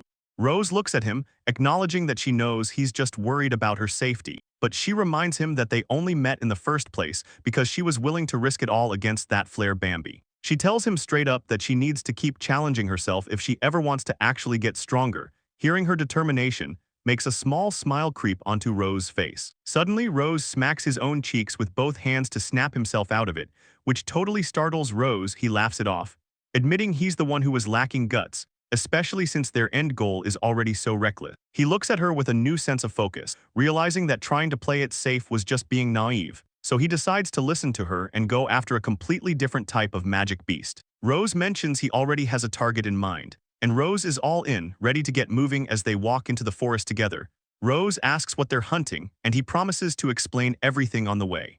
Rose stops in her tracks as they reach the edge of the woods. She notices the colors of the forest changing and points out the leaves, while Rose asks if she realized what they signify. Rose explains that once they cross this line, they'll be in a territory where the monsters are way too strong for any normal rookie. Rose looks pretty worried, remembering how the guild gave her a strict warning to never go past these yellow leaves. Rose leans against a tree, mentioning how he used to hear constant reports of young adventurers getting wiped out in these deep woods. He says the guild's rules have helped keep people alive lately, but Rose just stands there looking completely spooked by the history of the place. She asks if their target is really waiting for them in such a dangerous area, and Rose confirms that's exactly where they're headed. He gives her a wink, promising that even in a place this scary, there are certain monsters she can handle if they play it smart. Rose gives her a thumbs up and explains that the beast they're hunting doesn't need any crazy tactics, yet it gives out a ton of divine essence. Rose is totally shocked by the news, wondering how a monster that easy and rewarding could even be real. Rose holds up a finger as he finally reveals the name of their target, the Emperor Ant. He describes it as a massive beast that stands taller than any person, which leaves Rose looking pretty confused. He asks if she even knows what a normal ant is, and she confirms she knows the little bugs, so he tells her to just imagine one of those but giant. As they walk, Rose starts scratching a diagram into the dirt with a stick, noting there are two main dangers. First, he points out the creature's massive, powerful mandibles. If she lets those jaws get a grip on her, they'll slice right through her armor. Since the rest of the body is way too tough to hit directly, he tells her to go for the joints in the neck and legs. He explains those spots are thin and soft, meaning she can actually cut through them. He thinks the neck is the best target, but crippling the legs first is the smartest way to keep the thing from moving. Rose starts rambling about the fight, telling her to watch for acid and mandibles while aiming for the leg and jaw joints all at once. It's a lot to take in. He catches himself sweating, realizing he probably talked her ear off with all that technical stuff, so he tries to simplify things. He tells her the bottom line is just to watch the monster's movements, dodge whatever it throws, and keep hitting those joints until it drops. He promises her that if she sticks to that plan and uses her support magic, she's got this win in the bag, making Rose nod along, saying she understands and is pretty sure she can pull it off. Rose sees she's still a bit unsure, so he reminds her that he's been watching her train for 5 days straight. He tells her she's definitely not weak and just needs to have some more confidence in herself, which really fires her up. She pumps her fist and says if he believes in her that much, she's going to give it everything she's got. As they keep walking through the woods, something finally clicks in her head and she speaks up. She admits the Emperor Ants sound like pretty tough magical beasts, but she's confused why everyone stayed away from them for so long. To her, they don't really sound dangerous enough to justify how much people have been avoiding them. Rose notices Rose hesitating and asks if there's some other problem on her mind, leading into him praising her for picking up on the details. He tells her it's good she noticed and that she's keeping a cool head, but now they're getting to the really important part of the mission. Rose explains that these Emperor Ants are magical beasts that live in big colonies inside caves, and then he drops the real bombshell. He says that once the fight starts, about 30 soldier ants will swarm out from all over the nest to protect the leader, which completely freaks Rose out. She yells out the number 30 in total disbelief, so Rose quickly steps in to calm her down. He tells her he's going to handle every single one of those extra ants himself so she can just focus on the Emperor Ant, making Rose lose it even more. She can't wrap her head around him fighting 30 monsters at once, and she nervously asks him if he's actually going to be okay doing that. Rose doesn't seem worried, but he does admit that even though he's making it sound easy, an Emperor Ant is usually a beast that takes a whole group of rank 3 adventurers to take down safely. Rose admits he was only hesitating because he was worried he might fail and leave Rose in a dangerous spot, but looking at her with a new look in his eyes, he says he's finally made up his mind too. He makes a huge promise to not let a single soldier ant get anywhere near her, which catches Rose totally off guard. Rose smiles and tells her that seeing how determined she is makes him feel like he's gotta give it his all too.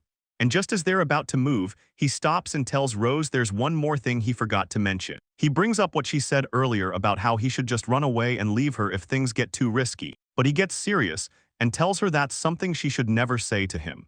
Rose asks her how she'd feel if the roles were flipped, and he told her to just leave him behind to die, a question that totally shuts her down. He points out how she wouldn't even know what to do if that actually happened, so the two of them keep walking as he explains why she shouldn't throw around words like that so lightly. Rose keeps talking about her earlier comment, saying running away is only for when there's no other choice left. But even if a party is on the verge of being wiped out, that shouldn't be the goal because the whole point of getting stronger and preparing is to make sure things never get that desperate. He looks ahead, telling her that training is really about being able to protect the people she cares about. And as Rose listens in surprise, he adds that she'll definitely have a party of her own one day, so she needs to remember that. The two of them keep moving through the forest until Rose finally notices they're getting close to the spot.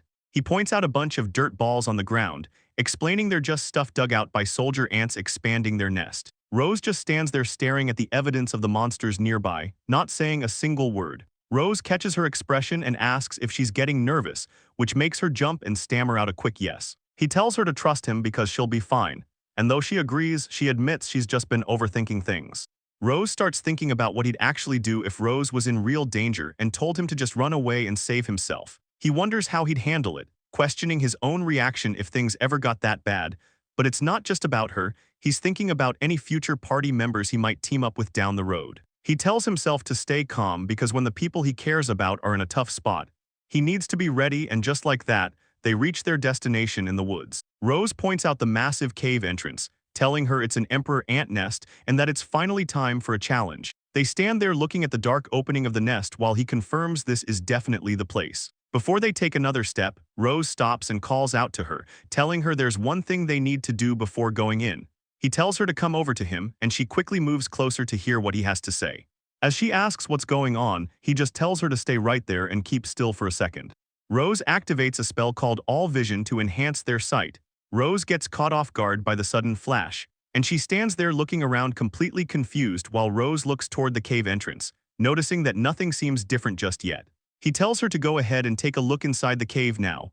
Rose looks toward the darkness, and her eyes widen as the magic finally starts working for her. She freaks out and yells that she can actually see perfectly inside the cave. Rose just stays cool, explaining that it's a basic support spell for seeing in bad conditions, and mentions that they can now explore the entire place without needing to carry torches. Rose is practically jumping for joy, making Rose wonder if this kind of magic is really that rare for her. She tells him it's a huge deal because not having to deal with flickering flames and weird shadows is a game changer. Plus, she's just really relieved to have both of her hands free while they're heading into the nest. Rose feels pretty good about their current spot, mentioning how they've finally got the upper hand. He points out that trying to take on a whole swarm of ants is a nightmare when you're stuck holding a torch, and adds that's exactly why these kinds of missions usually end up being such a massive pain for most people. Rose admits she's super relieved because she's honestly not that great at fighting with a torch either, but then Rose calls her name, making her jump a bit. She asks if he really said ants, and Rose confirms they're almost at the source. He tells her to keep her eyes peeled, right at the very end of the passage they're walking through. Rose explains that the path should open up into a big plaza soon, which catches Rose a bit off guard. He warns her that the monsters in there are known for ambushing any adventurers who happen to wander in, so he notes that the master of the nest, a strain ant, is probably waiting in that plaza all by itself. Rose lays out the plan, saying he'll handle all the soldier ants it calls for help so she can just focus on the boss. Rose nods, ready to go. A loud scream suddenly rings out from deeper in the cave, catching Rose and Rose totally off guard as Rose asks if that was a human voice, while Rose wonders if there's another adventurer caught in the middle of a fight. They both start sprinting toward the bright light at the end of the passage to see what's going on, but the second they reach the exit, they both freeze up in total shock, looking down into a massive underground plaza that is absolutely covered in a carpet of crawling ants. Standing tall among the thousands of smaller insects are several massive emperor ants looming over the swarm. Rose looks pretty nervous and asks if those giant ones are the emperors he was talking about, noting that there seem to be way too many of them, but Rose doesn't answer her right away. He just stands there sweating, staring down at the horde and wondering what the hell is actually happening. Rose finally speaks up, explaining that emperor ants normally lead their own armies and never group up together. Rose suddenly grabs Rose and starts panicking, telling him to look up, but he doesn't catch on right until a massive ant monster drops from the ceiling, nearly landing on top of them as they both freak out. Looking at the thing, Rose notes it's way bigger than an emperor ant, while Rose just stands there staring at the giant creature, finally realizing they're looking at a queen ant, something Rose has never even heard of. He explains that this is the highest class of ant monster in existence, a total apex species that is basically the boss of the emperors, leading the entire army from the top. It's hard to believe a monster that dangerous would even be in a place like this. But then a loud scream cuts through the plaza. Rose realizes this training session is getting way out of hand as another cry for help echoes out, forcing Rose to snap out of it and move toward the noise. He points toward the center of the plaza, where two adventurers are trapped in the middle of a massive swarm, desperately trying to hold their ground. The leader of the trapped party yells at his team to stay focused, but one of them is already down. Things look bad since there are only 3 of them and one is badly hurt. So Rose realizes he doesn't have any time to just sit there and think. He has to act fast, leading him to turn and tell Rose to get back to the hallway where it's safe. He lets her know the training session is officially over because he's going in to help them, which catches Rose completely off guard as she starts to say she'll go with him, but stops herself mid-sentence. She goes quiet for a second, looking down as she realizes she might just get in the way. Looking back up, Rose tells him she's actually going to fall back and wait like he asked, leaving Rose thinking she's a smart kid for actually reading the room and knowing her limits. He tells her he's going to bring that party back and needs her to help the injured ones once they get there. And once everyone is back together, they're all going to get out of there in one piece. Rose gives Rose one last instruction. He tells her to scream as loud as she can if any ants show up near her, and he promises he'll come running back to help her the second he hears it, so Rose nods and tells him she understands. To get ready for the chaos, Rose casts a few boost spells on himself to crank up his strength and agility. Then he takes off like a shot, daggers drawn, and moving so fast he's just a blur, leaving Rose behind in the tunnel. He clears a massive gap in one jump, flying right over the front line of the ant swarm. It's a crazy move that lets him land right in the middle of them, immediately slicing through multiple monsters before they can even react. The ants just stand there looking completely lost.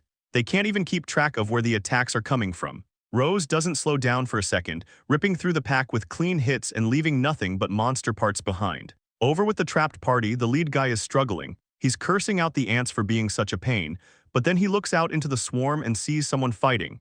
He can't believe it and asks if someone actually came to save them.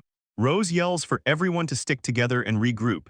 He's taking charge as he shouts that he's going to carve out a path to the passageway for them. Rose tells the trapped group to hold on until he gets there, and the leader yells back that he's a lifesaver. Rose tears through an ant while Rose watches him from the tunnel entrance. She's just completely mesmerized, thinking to herself about how amazing she is while watching the fight. Rose knew she was strong, but seeing this in person is something else entirely. It's a whole different level. Rose realizes she wasn't kidding about taking on 30 ants and saving the party. It clearly wasn't just talk or overconfidence. She actually has the strength to back it all up. Rose starts blushing hard, thinking about how much she wishes she could be like her hero, but she suddenly snaps out of it, realizing she needs to stay focused and watch the ants' movements too.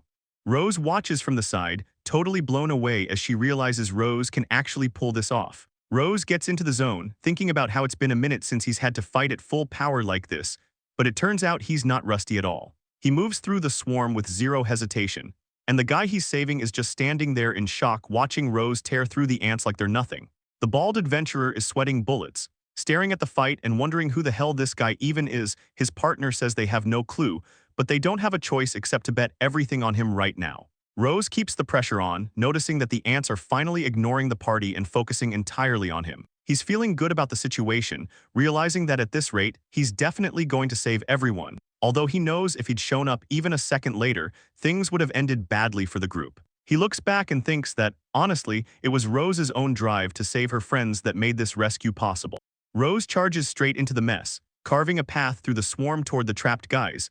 Rose watches from the side, realizing the ants' formation is totally falling apart now that Rose is in the middle of it. He yells out to the group that if they can just regroup, they'll actually have a chance to hold these things off. The bald adventurer sees the opening and screams for everyone to move while they can, though the younger guy is still too stunned to react. The leader keeps barking orders to hurry up, but the younger kid is struggling to keep up with how fast things are moving. Just as they try to make a break for it, another giant ant lunges out of the dark, catching the bald guy completely off guard. Rose sees the danger and groans as he forces himself to move even faster than before, because he barely manages to tackle the guy out of the way before the ant's jaws can snap shut on him. It's a crazy close call, and for a split second, Rose is staring right into the bug's massive eyes. But then he throws a heavy kick that sends the giant ant flying back, keeping his grip on the adventurer the whole time. A massive explosion rocks the cave, and the bald adventurer has to brace himself while holding onto Rose so they don't get tossed. Rose takes the brunt of the shockwave, looking completely stunned as the force of the blast leaves him breathless, and Rose Vermilion watches the whole thing from a distance, covering her mouth in total horror at the destruction because she's pinned against the wall. Shaking and unable to even understand how things went south so fast, the armored guy groans as he hits the ground but immediately looks over to see Rose lying face down and motionless, asking if he's all right. Rose can barely talk. He tries to apologize for being in such a rush, but his voice is weak and trailing off while he stays collapsed on the floor, realizing that the situation is getting way more dangerous than he expected. He looks down at his hand and sees it's covered in blood, and suddenly his head starts spinning as the voices around him fade. He tries to wrap his head around how bad the injury actually is, thinking he must have hit his head pretty hard during the fall. The other adventurer tries to help him up, but even though Rose is telling himself to just stand back up, his body just won't move. Rose is in a complete daze, blood pouring down the side of his face as he barely makes a sound. He says he just can't take any more while the ants crawl all over him, but the armored guy yells at him to stay with it. The guy begs him to pull himself together, though Rose is still pinned to the floor, face down and bleeding. Rose thinks about how this is the absolute worst situation, never imagining that things would actually go south like this. He sees the ants closing in and realizes his friends are just as hurt as he is, making it feel like there's no hope left. He hits the ground in frustration, thinking that if he only had more power, he could have stopped this mess from happening. Suddenly, he hears someone calling his name from the distance, and his eyes shoot open as he recognizes it's Rose's voice and the sound of her running. He starts panicking, wondering if she's really heading straight toward him. Rose Vermilion comes charging in while screaming for him, and seeing her makes Rose realize he's still got work to do. So he asks himself if he can even speak, telling himself that he's got to find his voice and make it work no matter what. Rose is pinned to the ground, reaching out and yelling for Rose to stay back so she doesn't get caught in the mess. He keeps screaming for her to run away, but Rose just stands there with this totally blank, shocked look on her face. Rose tells her she has to leave them all behind and just go, even though she knows that's the one thing he should never say. He warns her that the ants are already heading straight for her and she needs to hurry up, but she's still just frozen. Rose shouts her name one more time, thinking they've finally hit the point where there's nothing left they can actually do. He yells at the top of his lungs, reminding her that she's supposed to be the one who saves her mom. Rose just stands there in complete silence, looking totally overwhelmed by everything happening around her. Rose's voice keeps ringing out, telling her to run for her mother's sake while the ants continue to swarm the injured group. She tries to find the words to respond, but she's shaking and can't seem to get anything out besides a few stammers. Kostoma asks if she's even able to fight, and Rose can only admit that he's just a low-rank rookie who's completely stuck.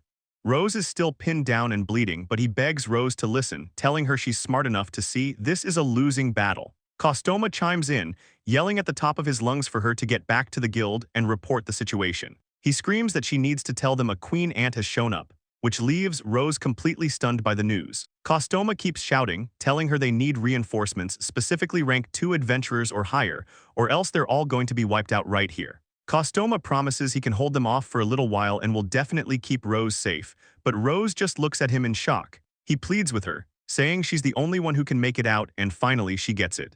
She takes off running, yelling back that she'll definitely be coming back for them. The rest of the party tries to hold the line, with Kostoma shouting that he's counting on her while Rose disappears into the darkness of the tunnel, headed for the exit as the monsters close in behind her. Rose watches Rose run off into the tunnel. His eyes stay locked on her as she disappears, and Kostoma and the other guy watch her go too. The guy thanks her for going to get help while Kostoma just tells him not to worry about it. He's focused on the fight ahead, but the other guy looks pretty rough. He admits he never wanted to cause this much trouble for everyone. Kostoma tells Rose to just stay put and that he'll protect him until the very end. Rose gives a weak laugh, telling Kostoma he's counting on him, though deep down, he's thinking about how he won't be able to keep his promise to Rose.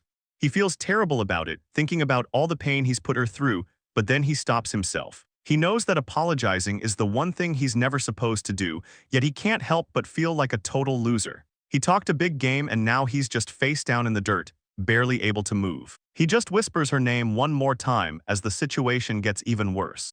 The red-haired girl sprints out of the dark cave, breathing heavy and feeling terrible about leaving them behind. She makes it outside and tells herself she's finally clear, so now she just needs to rush back to town, but then she stops. She looks out at the trees and the long path ahead, staying quiet as reality starts to sink in. She tells herself to wait a second, suddenly realizing just how many hours it took her to get to this cave in the first place. She starts doing the math. If she goes all the way back to town, gets help from the guild, and then returns, it's going to take way too long. She wonders what could happen to Rose and the others while she's busy traveling. She drops to her knees as the truth hits her. It was all a lie.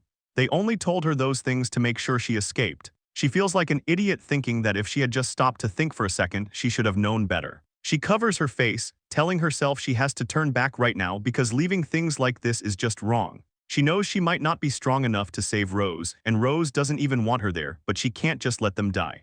Rose Vermilion collapses to her knees, crying as she realizes she can't save her mother alone, and even if she somehow could, it wouldn't feel right. She snaps out of it and rushes home, slamming the door open while calling out for her mother, who looks up from her bed in shock as Rose Vermilion yells that she found a curse breaker and that everything is going to be fine now. Her mother is confused though, asking how a young adventurer like her could have ever raised that much money.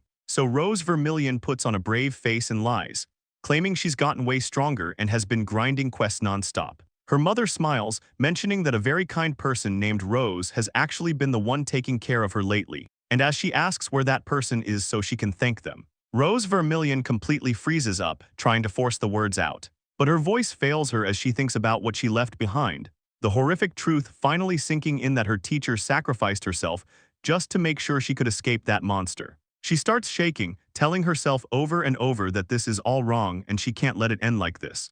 Rose Vermilion drops to the floor, screaming that this isn't the kind of future she ever wanted for herself. But deep down, she admits she's known the truth about her situation this whole time. It's the same answer to a question she asked herself a long time ago, back when she wondered what she'd actually do if Rose was ever in real danger and told her to run. But now it's obvious. She's going to break through this entire mess and save her teacher no matter what. Rose Vermilion wants to step up and handle things just like Rose did for her just a moment ago, thinking about how anyone would feel the same way, wanting to show up and save a friend when they're in trouble. She's always dreamed of being the type of hero-like adventurer who can actually protect people. And even though she starts to doubt if someone as weak as her can really do it, she stops, completely surprised when she looks up and sees Rose standing right there in front of her. She realizes she's right. And since this is no time to be sitting around crying, she stands her ground and gets ready because the fight is getting pretty bad. A sword even snaps right in half. Costoma freaks out saying his sword just broke. But as he struggles, Rose tells him to use his head or his shoulders. He says he's strong enough to just bash those soldier ants with his armor. But when Rose asks about the Emperor, someone says it's impossible. He feels his bleeding starting to stop, but even though his head is finally clearing up, his body just won't move. Looking over at his student, Rose says he's sorry for dragging her into all of this, but Rose shuts him down immediately, telling him that's not it at all. Rose looks down at the ground, blood dripping from his face, as he beats himself up thinking about how he should have been the one protecting them, and how this whole mess is his responsibility. But just then, a loud yell rips through the cave. Rose is charging back into the mess with everything she's got. She sprints right past the struggling knights and straight toward the wall of ants, moving so fast she's basically a blur. And seeing her jump back and makes Rose completely lose it, yelling her name in total shock while the other knight screams for the little lady to stop. The guys in the back are totally confused, wondering if she's the backup they needed, but they realize there's no way help could have gotten there that fast, and Rose just stands there looking terrified, listening to the frantic noise around him while he watches his student head into a suicide mission. Rose isn't listening to any of them though, she's just repeating her teacher's words over and over, telling herself to watch the movements and dodge, which leads her to the next step of the plan. She focuses in, telling herself to aim specifically for the joints to take them down, so she keeps dancing around the monsters, staying focused on her timing and waiting for the perfect moment to strike. She finds her opening and swings with everything she has, shouting out that she's going for the joints to end this. Rose just stands there completely stunned, his own words about watching closely and dodging playing on a loop in his head. He can't believe what he's seeing and screams out to Rose, asking her why she would even think about coming back to this mess. But Rose isn't backing down at all. She yells back that her teacher was the one who told her to watch the movements and hit the joints. And as the ants swarm her, she tells herself that if she can just stick to those two simple rules, she can actually win this thing. Rose watches from the ground, thinking to himself that his advice only works when he's providing support magic. He starts to say something else, but Rose cuts him off by yelling that she absolutely refuses to let anyone be a sacrifice for her sake. She keeps going, shouting that even if she saved her mother by letting her teacher die, her mom wouldn't be happy with that at all, and most importantly, Rose says she wouldn't be happy with it either, her eyes showing she's totally serious about this. She swings her sword with everything she's got, declaring that she aims to be exactly like the person her teacher was earlier, because she's decided to be the kind of adventurer who helps people in need, no matter how dangerous it gets. Rose just lies there on the ground, watching her and whispering her name. He's totally floored by how she's handling herself. One of the other knights sees her and asks if she's really a rookie since she's moving like a pro. Costoma yells out that they can't let her outshine them, calling her a total hero. Meanwhile, Rose is desperately trying to force his body to move, He tells himself he just needs to cast one bit of support magic, but Rose's focus is entirely on the enemies in front of her. Her eyes are locked in on the target, but she's so busy cutting down the small fries that she doesn't see the massive monster rising up right behind her. Rose catches a glimpse of the giant ant and his face goes pale. He realizes she's in huge trouble and screams at the top of his lungs, telling Rose that an emperor ant is coming up from behind. Rose looks back and sees it, but she's frozen. Rose keeps yelling, warning her that those jaws are incredibly powerful, and if she lets it get a hold of her, it'll slice right through her armor like it isn't even there. The emperor ant opens its massive jaws, looking like it's about to snap her in half right then and there. Rose watches in a panic, thinking about how he wishes he could just aim a spell at its neck, and Rose catches his voice, her eyes snapping wide as she focuses on that one weak spot. She hears him shout about the neck and reacts instantly, letting out a panicked yell as she throws her weight into a desperate swing. She screams at the top of her lungs, putting everything she's got into this one move while bringing her blade high over her head for a massive overhead strike. The monster is right on top of her, but she beats it to the punch. The blade smashes right into the creature's face with enough force to split the entire emperor ant clean in half. The giant monster falls apart behind her while she stands there, and Rose just tries to catch her breath. She's completely wiped out, huffing and puffing after using that much power, leaving Rose just staring at her in total shock. One of the knights nearby loses it, yelling about how a rookie actually took down an emperor. Rose tries to stay calm, but Rose warns her that the fight isn't over just yet. She looks at him, nervously asking if he's sure they're still okay, and right then something shifts inside her. She freezes as a weird feeling hits. The knights nearby freak out, wondering what's happening as Rose starts to glow. Rose watches her, and Rose lets out a yell as the power becomes too much to hold back, so the light around her just keeps getting stronger. Rose can't believe how bright she's glowing. A massive pillar of energy shoots up, completely hiding her from view. It's so bright that the knights have to shield their eyes, totally lost on what's happening. Even the ant monsters stop in their tracks, looking pretty confused by the whole thing. As the light fades, Rose stands there with steam rising off her. The blinding light finally dies down, and one of the knights notices it's gone while his buddy asks him what that crazy energy was just now. Rose looks completely stunned, admitting that even he has no clue what that power was or where it came from. Rose stares at her own hands, feeling totally lost and trying to figure out what she just did. Right then, one of the ant monsters lets out a sharp, ear-piercing screech, and the massive queen ant shows up, towering over Rose and making all the other soldier ants look like tiny bugs. Rose just stands there frozen, staring up at the giant monster as it looms over her. The knights nearby start to lose it, grunting in fear as they realize they're face-to-face with a queen ant. The monster makes a clicking sound, showing off its terrifying mandibles, and suddenly the whole nest starts going crazy with screeching and cracking noises. Moving on, one of the knights yells out that things are looking really bad, while Iris just stands there looking completely stressed. Iris looks like she's about to lose it from the noise, while one of the knights wonders if the queen just lit a fire under the monster's asses. They're all still reeling from that sound they heard, and Rose just stays on the ground looking totally shocked. Rose realizes that the sound wasn't just noise. It was the specific command an emperor ant uses to make the entire soldier swarm charge. The narrator explains that this is basically the worst-case scenario, and the knights start screaming as the massive pile of ants starts rushing toward them like a wave. Rose watches from behind as the front line of the swarm suddenly gets blown away and scattered. The knights and Iris just stand there with their mouths open, having no idea what's actually happening. Rose blurs past them like a streak of light, slicing through the ants so fast they don't even have time to react. Rose just stares at the scene, completely stunned by the sheer speed and power coming from her. Rose stands there with her sword drawn, surrounded by a pile of dead monsters she just wrecked. The heavy impact of her final strike echoes through the area, leaving the room silent as Rose watches her, wondering if Rose has finally tapped into her true potential. Rose looks down at the ground, feeling like something inside her has shifted. She even starts wondering if something is actually wrong with her because she should be totally exhausted by now. But instead, her whole body feels light as a feather. She keeps a tight grip on her sword, realizing that it's actually the opposite of being tired. She feels like she's completely overflowing with power, but as the massive swarm of ants stares her down, she worries for a second. She wonders if her senses are just numb from being scared or if this is all just a delusion. But then she decides that even if it is, she's just going to roll with it, leaning forward and getting back into her fighting stance. Dead monsters are already scattered behind her, and then everything just explodes. A massive shockwave sends ants flying in every direction as the knights watch from below, completely speechless. Rose gets a small smile on her face, thinking about how great it would be if she could always protect everyone like this, while Kostoma is totally losing his mind. He's sweating and asking anyone who will listen what the hell just happened. The knights and Iris are just stunned, realizing that almost every single emperor and soldier ant was wiped out in a literal instant. Rose stands there in the middle of the dust, looking back at the wreckage she just made. She can't even believe it, asking herself if this is actually real, and if she really was the one who did all that. Suddenly, the massive queen ant screeches right in her face, still standing despite the blast. Rose looks at the monster and realizes that everything she's feeling isn't just a lie or some weird dream. She grips her sword tight, feeling all this power still surging through her. And as she watches the queen ant, she notices that the giant monster's movements actually look slow to her. She figures if she's this much faster, she's got this, so she drops into a low fighting stance ready to finish it.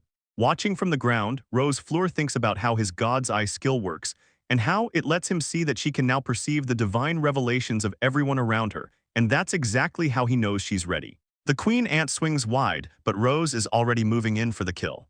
As Rose moves in, it raises the question of how she actually managed to take down all those ants, especially since her growth always seemed so much slower than everyone else's. Even her job title was just Apprentice Warrior, which is super weird for someone with this much power, but she just leaps up and cuts the queen ant down in a single hit. The guys watching can't even believe what they're seeing, but Rose Fleur just watches, thinking he finally gets why things turned out this way. Rose stands there victorious, having finished the job completely on her own. Seeing that she's safe, Rose Fleur feels like his work is finally done. He hits the ground hard while Rose screams out for him, but it's too late to stay awake and his consciousness just completely fades out. Rose Fleur finally opens his eyes, looking pretty dazed as he starts to wake up. He sits up in bed and looks around, confused at first until he realizes he's actually back at his house. Right then, Rose Vermilion bursts into the room, looking totally worried as she asks if he's finally awake. She rushes over to his side, asking if he's in pain, while Rose Fleur touches the bandage on his head and remembers passing out. Suddenly, a thought hits him and his eyes go wide as he bolts upright in bed. He starts panicking, asking her exactly how long he's been out for, and immediately starts worrying about the date, asking if they missed the exam today. Rose tells him to just take it easy, explaining that it's still the same night they went to the cave, so he hasn't been out that long. She mentions it's only been about 3 or 4 hours since he collapsed. Hearing that makes Rose Fleur let out a big sigh of relief, glad that they didn't miss their chance. Rose Fleur starts wondering how he actually got home, asking Rose if she was the one who carried him all that way. Rose looks pretty nervous and starts sweating, sounding like she's not quite sure how to explain what really happened back in the cave. Rose Fleur was face down on the ground while Costoma and Rose were both freaking out, yelling for him to wake up. Glycine steps in with a torch, telling Rose she really shouldn't be shaking someone who's unconscious like that. Rose is caught off guard, especially since they were all just talking normally a few minutes before everything went sideways. Glycine checks him over and tells Rose that the bleeding stopped and his breathing is totally fine, which makes Rose blush like crazy when Glycine mentions that he probably just passed out from the relief of seeing that Rose was safe. Even though he seems okay for now, Glycine points out they still need to get a doctor to check him out properly. So Costoma steps up and offers to carry him back to town on his shoulders. But right as he reaches down, Rose moves in fast. She isn't letting anyone else touch him and jumps in to take over. Rose is getting really emotional and yells out that she's the one who's going to carry him. The poor girl is basically crying her eyes out because she feels like it's her fault he's in this state. Costoma tries to say something, but Rose Fleur just looks super awkward. He points out that even if she wants to help, carrying him might be a bit much. Glycine steps in to try and keep everyone calm, mentioning that she can clearly tell Rose Fleur is someone very important to her. But then Glycine drops a bomb by calling him her boyfriend, which leaves Rose looking totally stunned and just repeating the word back like she can't believe it. Glycine keeps going with it, saying that having a cute girlfriend like Rose carry him on her back would just be a lot for any guy. Rose's face is basically on fire at this point, while she keeps obsessing over the fact that they called her a cute girlfriend. Rose Fleur finally finds his voice and tries to set the record straight, telling the group that he and Rose aren't actually in that kind of relationship. He's looking pretty stressed out now and tells them all to stop making things way more complicated than they actually are. Costoma just laughs it off and says since Rose Fleur saved his life, he wants to at least do this much to help out, and Rose Fleur finally gives in. Rose is still standing there completely frozen. Her face is bright red, and she can't even get a single word out after what Glycine said. Once things settle down a bit, Rose explains to Rose Fleur that one of the adventurers was the one who carried him back, and Rose Fleur immediately realizes who she's talking about, shouting out that he knows exactly which guys she means. He remembers the embarrassing sight of Rose trying to haul him around while he was passed out. It makes him feel like he doesn't look like much of a leader. Rose goes on to say that they happen to run into Terra right near the guild, and she makes it clear that Tara was the one who really stepped up to help them. Apparently, he was super professional about the whole thing. He called for a doctor and gave everyone clear instructions on what to do. Hearing all that, Rose Fleur can't help but think that Tara is just as impressive as he thought he would be. Rose then tells him the doctor said the bleeding looked worse than it actually was, and that he's mostly just dealing with a concussion.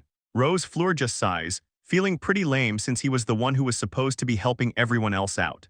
Rose Fleur looks down, feeling pretty guilty about everything. He says he's sorry for causing so much trouble and having to lean on everyone like that, but Rose isn't having any of it. She stands up fast and tells him that's not true at all, and she makes it clear that all the adventurers were actually really grateful for what he did. Rose keeps going, telling him she was watching the whole time and thought he was totally amazing, leading into her admitting that he's the kind of person she really wants to be like one day. Rose Fleur just looks at her with a soft smile. He thanks her and says she's actually the one who saved him, which sends Rose into a total panic. She gets all flustered and tries to brush it off, but then she suddenly remembers something big. She shouts out that there's something seriously weird happening with her body, explaining that back then, she felt this insane power surge through her, all her tiredness just vanished, and she felt lighter than ever. She says the ants started moving in slow motion, and the moment she felt like she could take them down, she actually did. Rose mentions that despite all that crazy fighting they just went through, she doesn't feel tired at all. Rose Fleur just stares at her silently, and he asks her if she still hasn't checked her revelation yet. Rose lets out a huge shout because she's so shocked and she panics, yelling that checking it totally slipped her mind. Rose Fleur can only watch as she freaks out, but he just laughs it off and says he's a total mess for not bringing it up sooner. Meanwhile, Rose is in the back looking pretty annoyed with herself. He offers to explain exactly what's happening with her. And just like that, the scene shifts over to the day of the big promotion exam. There's a massive crowd gathered outside the stone walls, and everyone is hanging out at the training grounds in the town's West District. The place is packed with people, and all kinds of adventurers have gathered to see what happened. It's a pretty big deal, so there are tons of spectators watching too. One of the guys in the crowd asks how things are looking over on their side, leading to Rose Fleur telling Rose that they've finally reached the exam venue. She just stands there looking completely overwhelmed by the whole scene. Rose Fleur looks over and asks Rose if she's getting nervous about the exam, and she says it's only natural since she heard a ton of people are failing the mid-tier lately. She's worried that failing might cause trouble for him, but he tells her it's fine just as a voice calls out to them. Dahlia and her crew show up, noticing Rose Fleur finally looks healthy again, which makes him feel a bit awkward as he apologizes for needing to be carried the other day. Kostoma stops him right there, saying that he's actually the one who was saved back then. He mentions that he already told Rose how he felt, but he wants to make sure Rose Fleur knows they'd be dead without him, giving him a huge thank you while the rest of the group joins in on the praise. Rose Fleur just gets all flustered and tries to act like it was no big deal. After the quick chat, Kostoma tells them they're done for the day and starts heading out. The veteran adventurer looks at Rose and tells her he really hopes she manages to break her mother's curse. Rose and Rose are both caught off guard, wondering if the group really walked all the way over just to say something like that. Kostoma just shrugs it off, mentioning that in their line of work you've got to say thanks while you're still around to say it. As the group starts to head out, Rose speaks up and asks if they're going to stay around to watch her take the exam. Kostoma just waves her off without looking back, saying he doesn't even need to watch it to know how it's going to go. The rest of the party joins in, giving her a peace sign and telling her she's already got this in the bag, so she should just relax and get through it. Rose watches them go and notes that they were actually pretty good party members after all. Rose just smiles, feeling good that he was able to help them out. She gets all excited and tells him they actually talked her ear off about all kinds of different things on the way back. Rose finds it funny how they were so confident they didn't even need to watch the exam to know she'd pass, and Rose just laughs a bit awkwardly, until a voice from behind interrupts them. A girl stands there and notes that Rose actually had the guts to show up.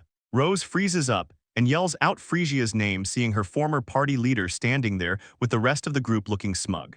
Phrygia doesn't waste any time, telling Rose she was sure she'd just run away. She laughs and says Rose was probably just too scared of losing the match, so she leans in close with a nasty smirk. Phrygia tells her she really doesn't know her place, and Rose just stands there with her eyes shadowed, taking the heat while she keeps her cool.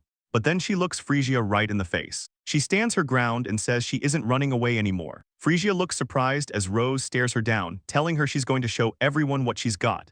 With a confident smile, she declares that the version of her Phrygia knew was right about her potential, and Phrygia just loses it, laughing in her face. She tells Rose that the stuff coming out of her mouth is total nonsense. Before things can get any more heated, Rose pipes up to change the subject. He tells the girls to look over at the crowd because everyone is starting to gather around. It looks like the proctor finally showed up to get things started, so Rose tenses up and gets ready. She knows this is it, the moment she finally proves herself to everyone watching.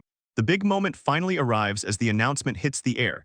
The Grade 4 promotion exam is officially starting right now. A huge crowd of adventurers gathers in the open training grounds, waiting to see what kind of crazy test is coming their way. A girl with a large ribbon steps forward to lead the group. She tells everyone her name is Allium and she's the one running the show today. She doesn't waste any time getting to the point, explaining that the test is going to be a mock subjugation using her special powers. So everyone in the crowd starts looking at each other, feeling a bit confused about what a mock subjugation even means. Rose watches her closely and thinks to himself that this is a pretty weird way to do an exam. Then he realizes she's about to use a summon. Just then, a massive deer covered in flames appears out of nowhere, and someone in the crowd yells out that it's a flare Bambi. The adventurers are definitely feeling the heat from the fire deer, but Allium just keeps talking. She says she knows some of them had a rough time with the previous task. She stands right next to the beast and explains that her magic lets her summon and control all kinds of magical creatures like this. Then she drops the real news. She tells the group that for this part of the exam, they're going to have to actually fight the beast she just brought out. The crowd listens close as Allium lays out the ground rules. Everyone has exactly 10 minutes to take down the beast alone inside the fence if they want to pass. She doesn't sugarcoat it either, letting the group know this creature is just as tough as any monster a rank 4 adventurer would have to handle. Rose takes it all in, nodding to himself as he realizes what they're up against. He thinks it's actually a pretty fair way to run an exam, assuming she can keep the power levels balanced with her summons.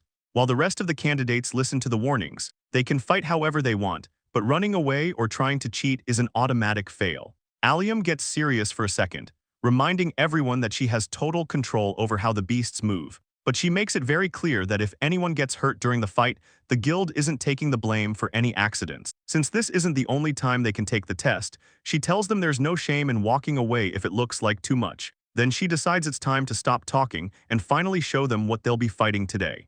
With a quick motion, she calls out her summon, and a massive beast known as the Taojiu appears right behind her. Allium points to the massive creature behind her, telling the crowd that this is the opponent they'll be facing. The Taojiu lets out a heavy snort as the candidates start to freak out about how huge it actually is. She doesn't waste any time, telling everyone to start filing into the 4 enclosures in the order of their application numbers. So as the crowd begins to move, Rose turns to his student and asks what her number was again. Rose tells him she's number 45. Looking at the long line of adventurers, Rose wonders if they're going to be stuck waiting until the very end of the day. And Rose reminds him that it's their own fault since they waited until the last possible second to turn in their applications. Nearby, the other candidates are starting to lose their nerve. One girl wonders if they can even hurt something that big, while another guy admits the whole thing is getting pretty scary. Someone else in the crowd snaps at them, telling the group to stop getting cold feet before the fight even starts. One guy with spiky hair tries to figure out the gimmick, asking if the name Transparent Bull means the thing is going to turn invisible during the match. He follows up by asking if the real test is whether they can track its presence or sense where it's hiding. He grins toward the proctor, telling Allium she's being surprisingly nice for giving them a hint like that before the exam begins. Rose nods along, telling the others that the theory about the bull's name is exactly right, which makes Allium raise her hand to start the show. She calls out for the transparent bulls to be summoned, and just like that, 4 massive beasts show up in the enclosures. Watching her work, Rose is actually pretty impressed. Managing 4 beasts at once while keeping their power levels perfectly balanced is a huge feat, leading him to realize that Allium wasn't always just a guild worker. He figures she must have been a top-tier adventurer before she ever took this job. Allium doesn't let the tension drop for a second, shouting out for the exam to finally begin. In one of the pens, a candidate gets caught off guard as the bull charges. He can't even keep track of it, thinking the beast just disappeared into thin air. The guy tries to keep his cool, telling himself it's fine as long as the thing doesn't hide its presence, so he gets into a stance to catch it. But it's no use. He starts spinning around in circles, completely losing sight of the monster and panicking as he asks where it went. Just then, the bull reappears right behind his back. The guy's face goes pale when he realizes he's completely open, and the only thing he can do is let out a terrified scream as the massive creature bears down on him. The first candidate loses his cool and just bolts across the field, running for his life and getting disqualified on the spot. He ends up on his knees, totally depressed about being a coward, while Rose Vermilion feels bad for the guy. Rose tries to look on the bright side, saying the dude would at least be a good mood maker for any party because he's so fast. Next up, a knight in a horned helmet steps into the ring. He listens to the invisible movement, thinking he's finally figured out a way to win. He decides that even if he can't see the bulls, he can just create a danger zone by swinging his blade in big circles, which he keeps up, confident that the monsters have to get close eventually if they want to attack him. Watching from the sidelines, Rose admits that's one way to handle it, but he knows there's a big problem with that plan. The knight's eyes go wide when he actually makes contact. He realizes his sword won't even scratch the beast, and Rose explains that a plan like that only works if you're strong enough to cut through skin that's way tougher than a normal monster. The bull doesn't even feel the hit. It just slams into the knight and sends him flying right out of the arena for another disqualification. Another girl loses her nerve and just gives up right there crying and saying she's sorry because she can't do it, so the proctors disqualify her on the spot. After that, it's just a total mess with more and more people getting kicked out, even some guy in the back saying the whole test is just impossible. Rose Vermilion starts wondering if 4th rank stuff is always this crazy, but Frisia just smirks and says she can't even stand to watch the losers anymore. It's finally her turn to step up, and she knows if she can't see or sense where the bulls are, she's got to change the game, so she starts pouring stuff on the dirt, saying they just have to make the invisible things visible. She kneels down and uses her power to make all these little mounds of earth pop up, which leaves Rose wondering what the point of the dirt is, until Rose Vermilion points out that Frisia is actually an alchemist. Frisia explains that her style is all about making tools by changing materials around, filling the whole floor with those earth bumps, and Rose realizes she's actually pretty smart. He sees the bumps are designed to collapse when stepped on, which is a perfect way to trap something you can't see, so as soon as one of the bulls trips up, Frisia pulls back her bow with a smirk and says she's finally got it. Frisia screams out her spell name, the ground rips open, sending a massive wooden spike flying up to impale the bull, and she drops to her knees, completely spent. The proctors yell out that she's officially passed every single part of the exam, which actually impresses Rose. He smiles and admits that the girls weren't just talking a big game after all, confirming they really did make the cut. The rest of the party starts jumping around and celebrating their win, while the people watching from the sidelines start losing it. They can't believe how fast it all went, saying it barely took a minute, just like the girl who went before them. And some guy in the crowd realizes he knows exactly who they are, telling everyone that all these kids are actually in the same party together. Rose starts asking if it's true that he was only as strong as Rose Vermilion was a month ago, which makes her turn bright red and get all flustered. Frisia walks up right then, looking pretty annoyed as she asks what the two of them are doing flirting in public like it's nothing.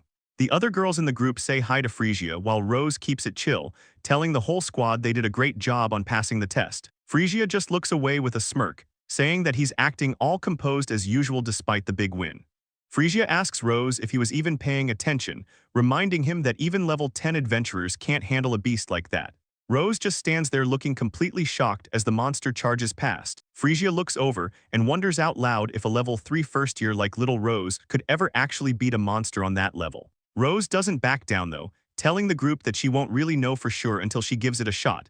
But the red-haired girl from the old party just shrugs and warns her that crying about it won't help once she's ended up seriously hurt. The short-haired girl joins in too, saying they're all tired of waiting around and that Rose should just quit while she's ahead, especially since Rose points out that if she leaves now, the examiner could actually finish up the work early and get some rest. Allium just smirks at the idea, saying that if Rose is really determined to go through with it, she's fine with letting it happen. Frisia says she's going to enjoy watching Rose get wrecked out there, and the rest of the girls start laughing like it's the funniest thing ever right as the announcement calls for number 45 to step up for the final slot of the exam.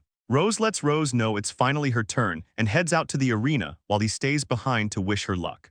Frisia tells Rose to do her best to embarrass herself in front of everyone, while the short-haired girl mocks her by calling her a crybaby. Rose stands there sweating, thinking about how these girls have talent but are just the worst, wondering how they can even act like this. Frisia looks at Rose and calls him a total idiot, but he just tries to stay calm since it's finally his turn to deal with their talking. Frisia asks if he really came all this way just to watch a failure humiliate herself, telling him he's a pervert if that's his goal. Rose ignores the insult, thinking to himself that he really just wants to be left alone so he can cheer for Rose in peace. But the red-haired girl jumps in to mess with him too, asking if Rose's face is really that much his type. She doesn't stop there and asks if he's actually just after her body, while the girl next to her starts laughing at the idea. Rose keeps his back to them and doesn't say a word, just letting the insults fly while he focuses on the arena. But Frisia keeps pushing, asking if the two of them are actually in some kind of secret relationship. The girls keep laughing, saying he might have more talent for that than being an adventurer, but Rose just stays completely silent.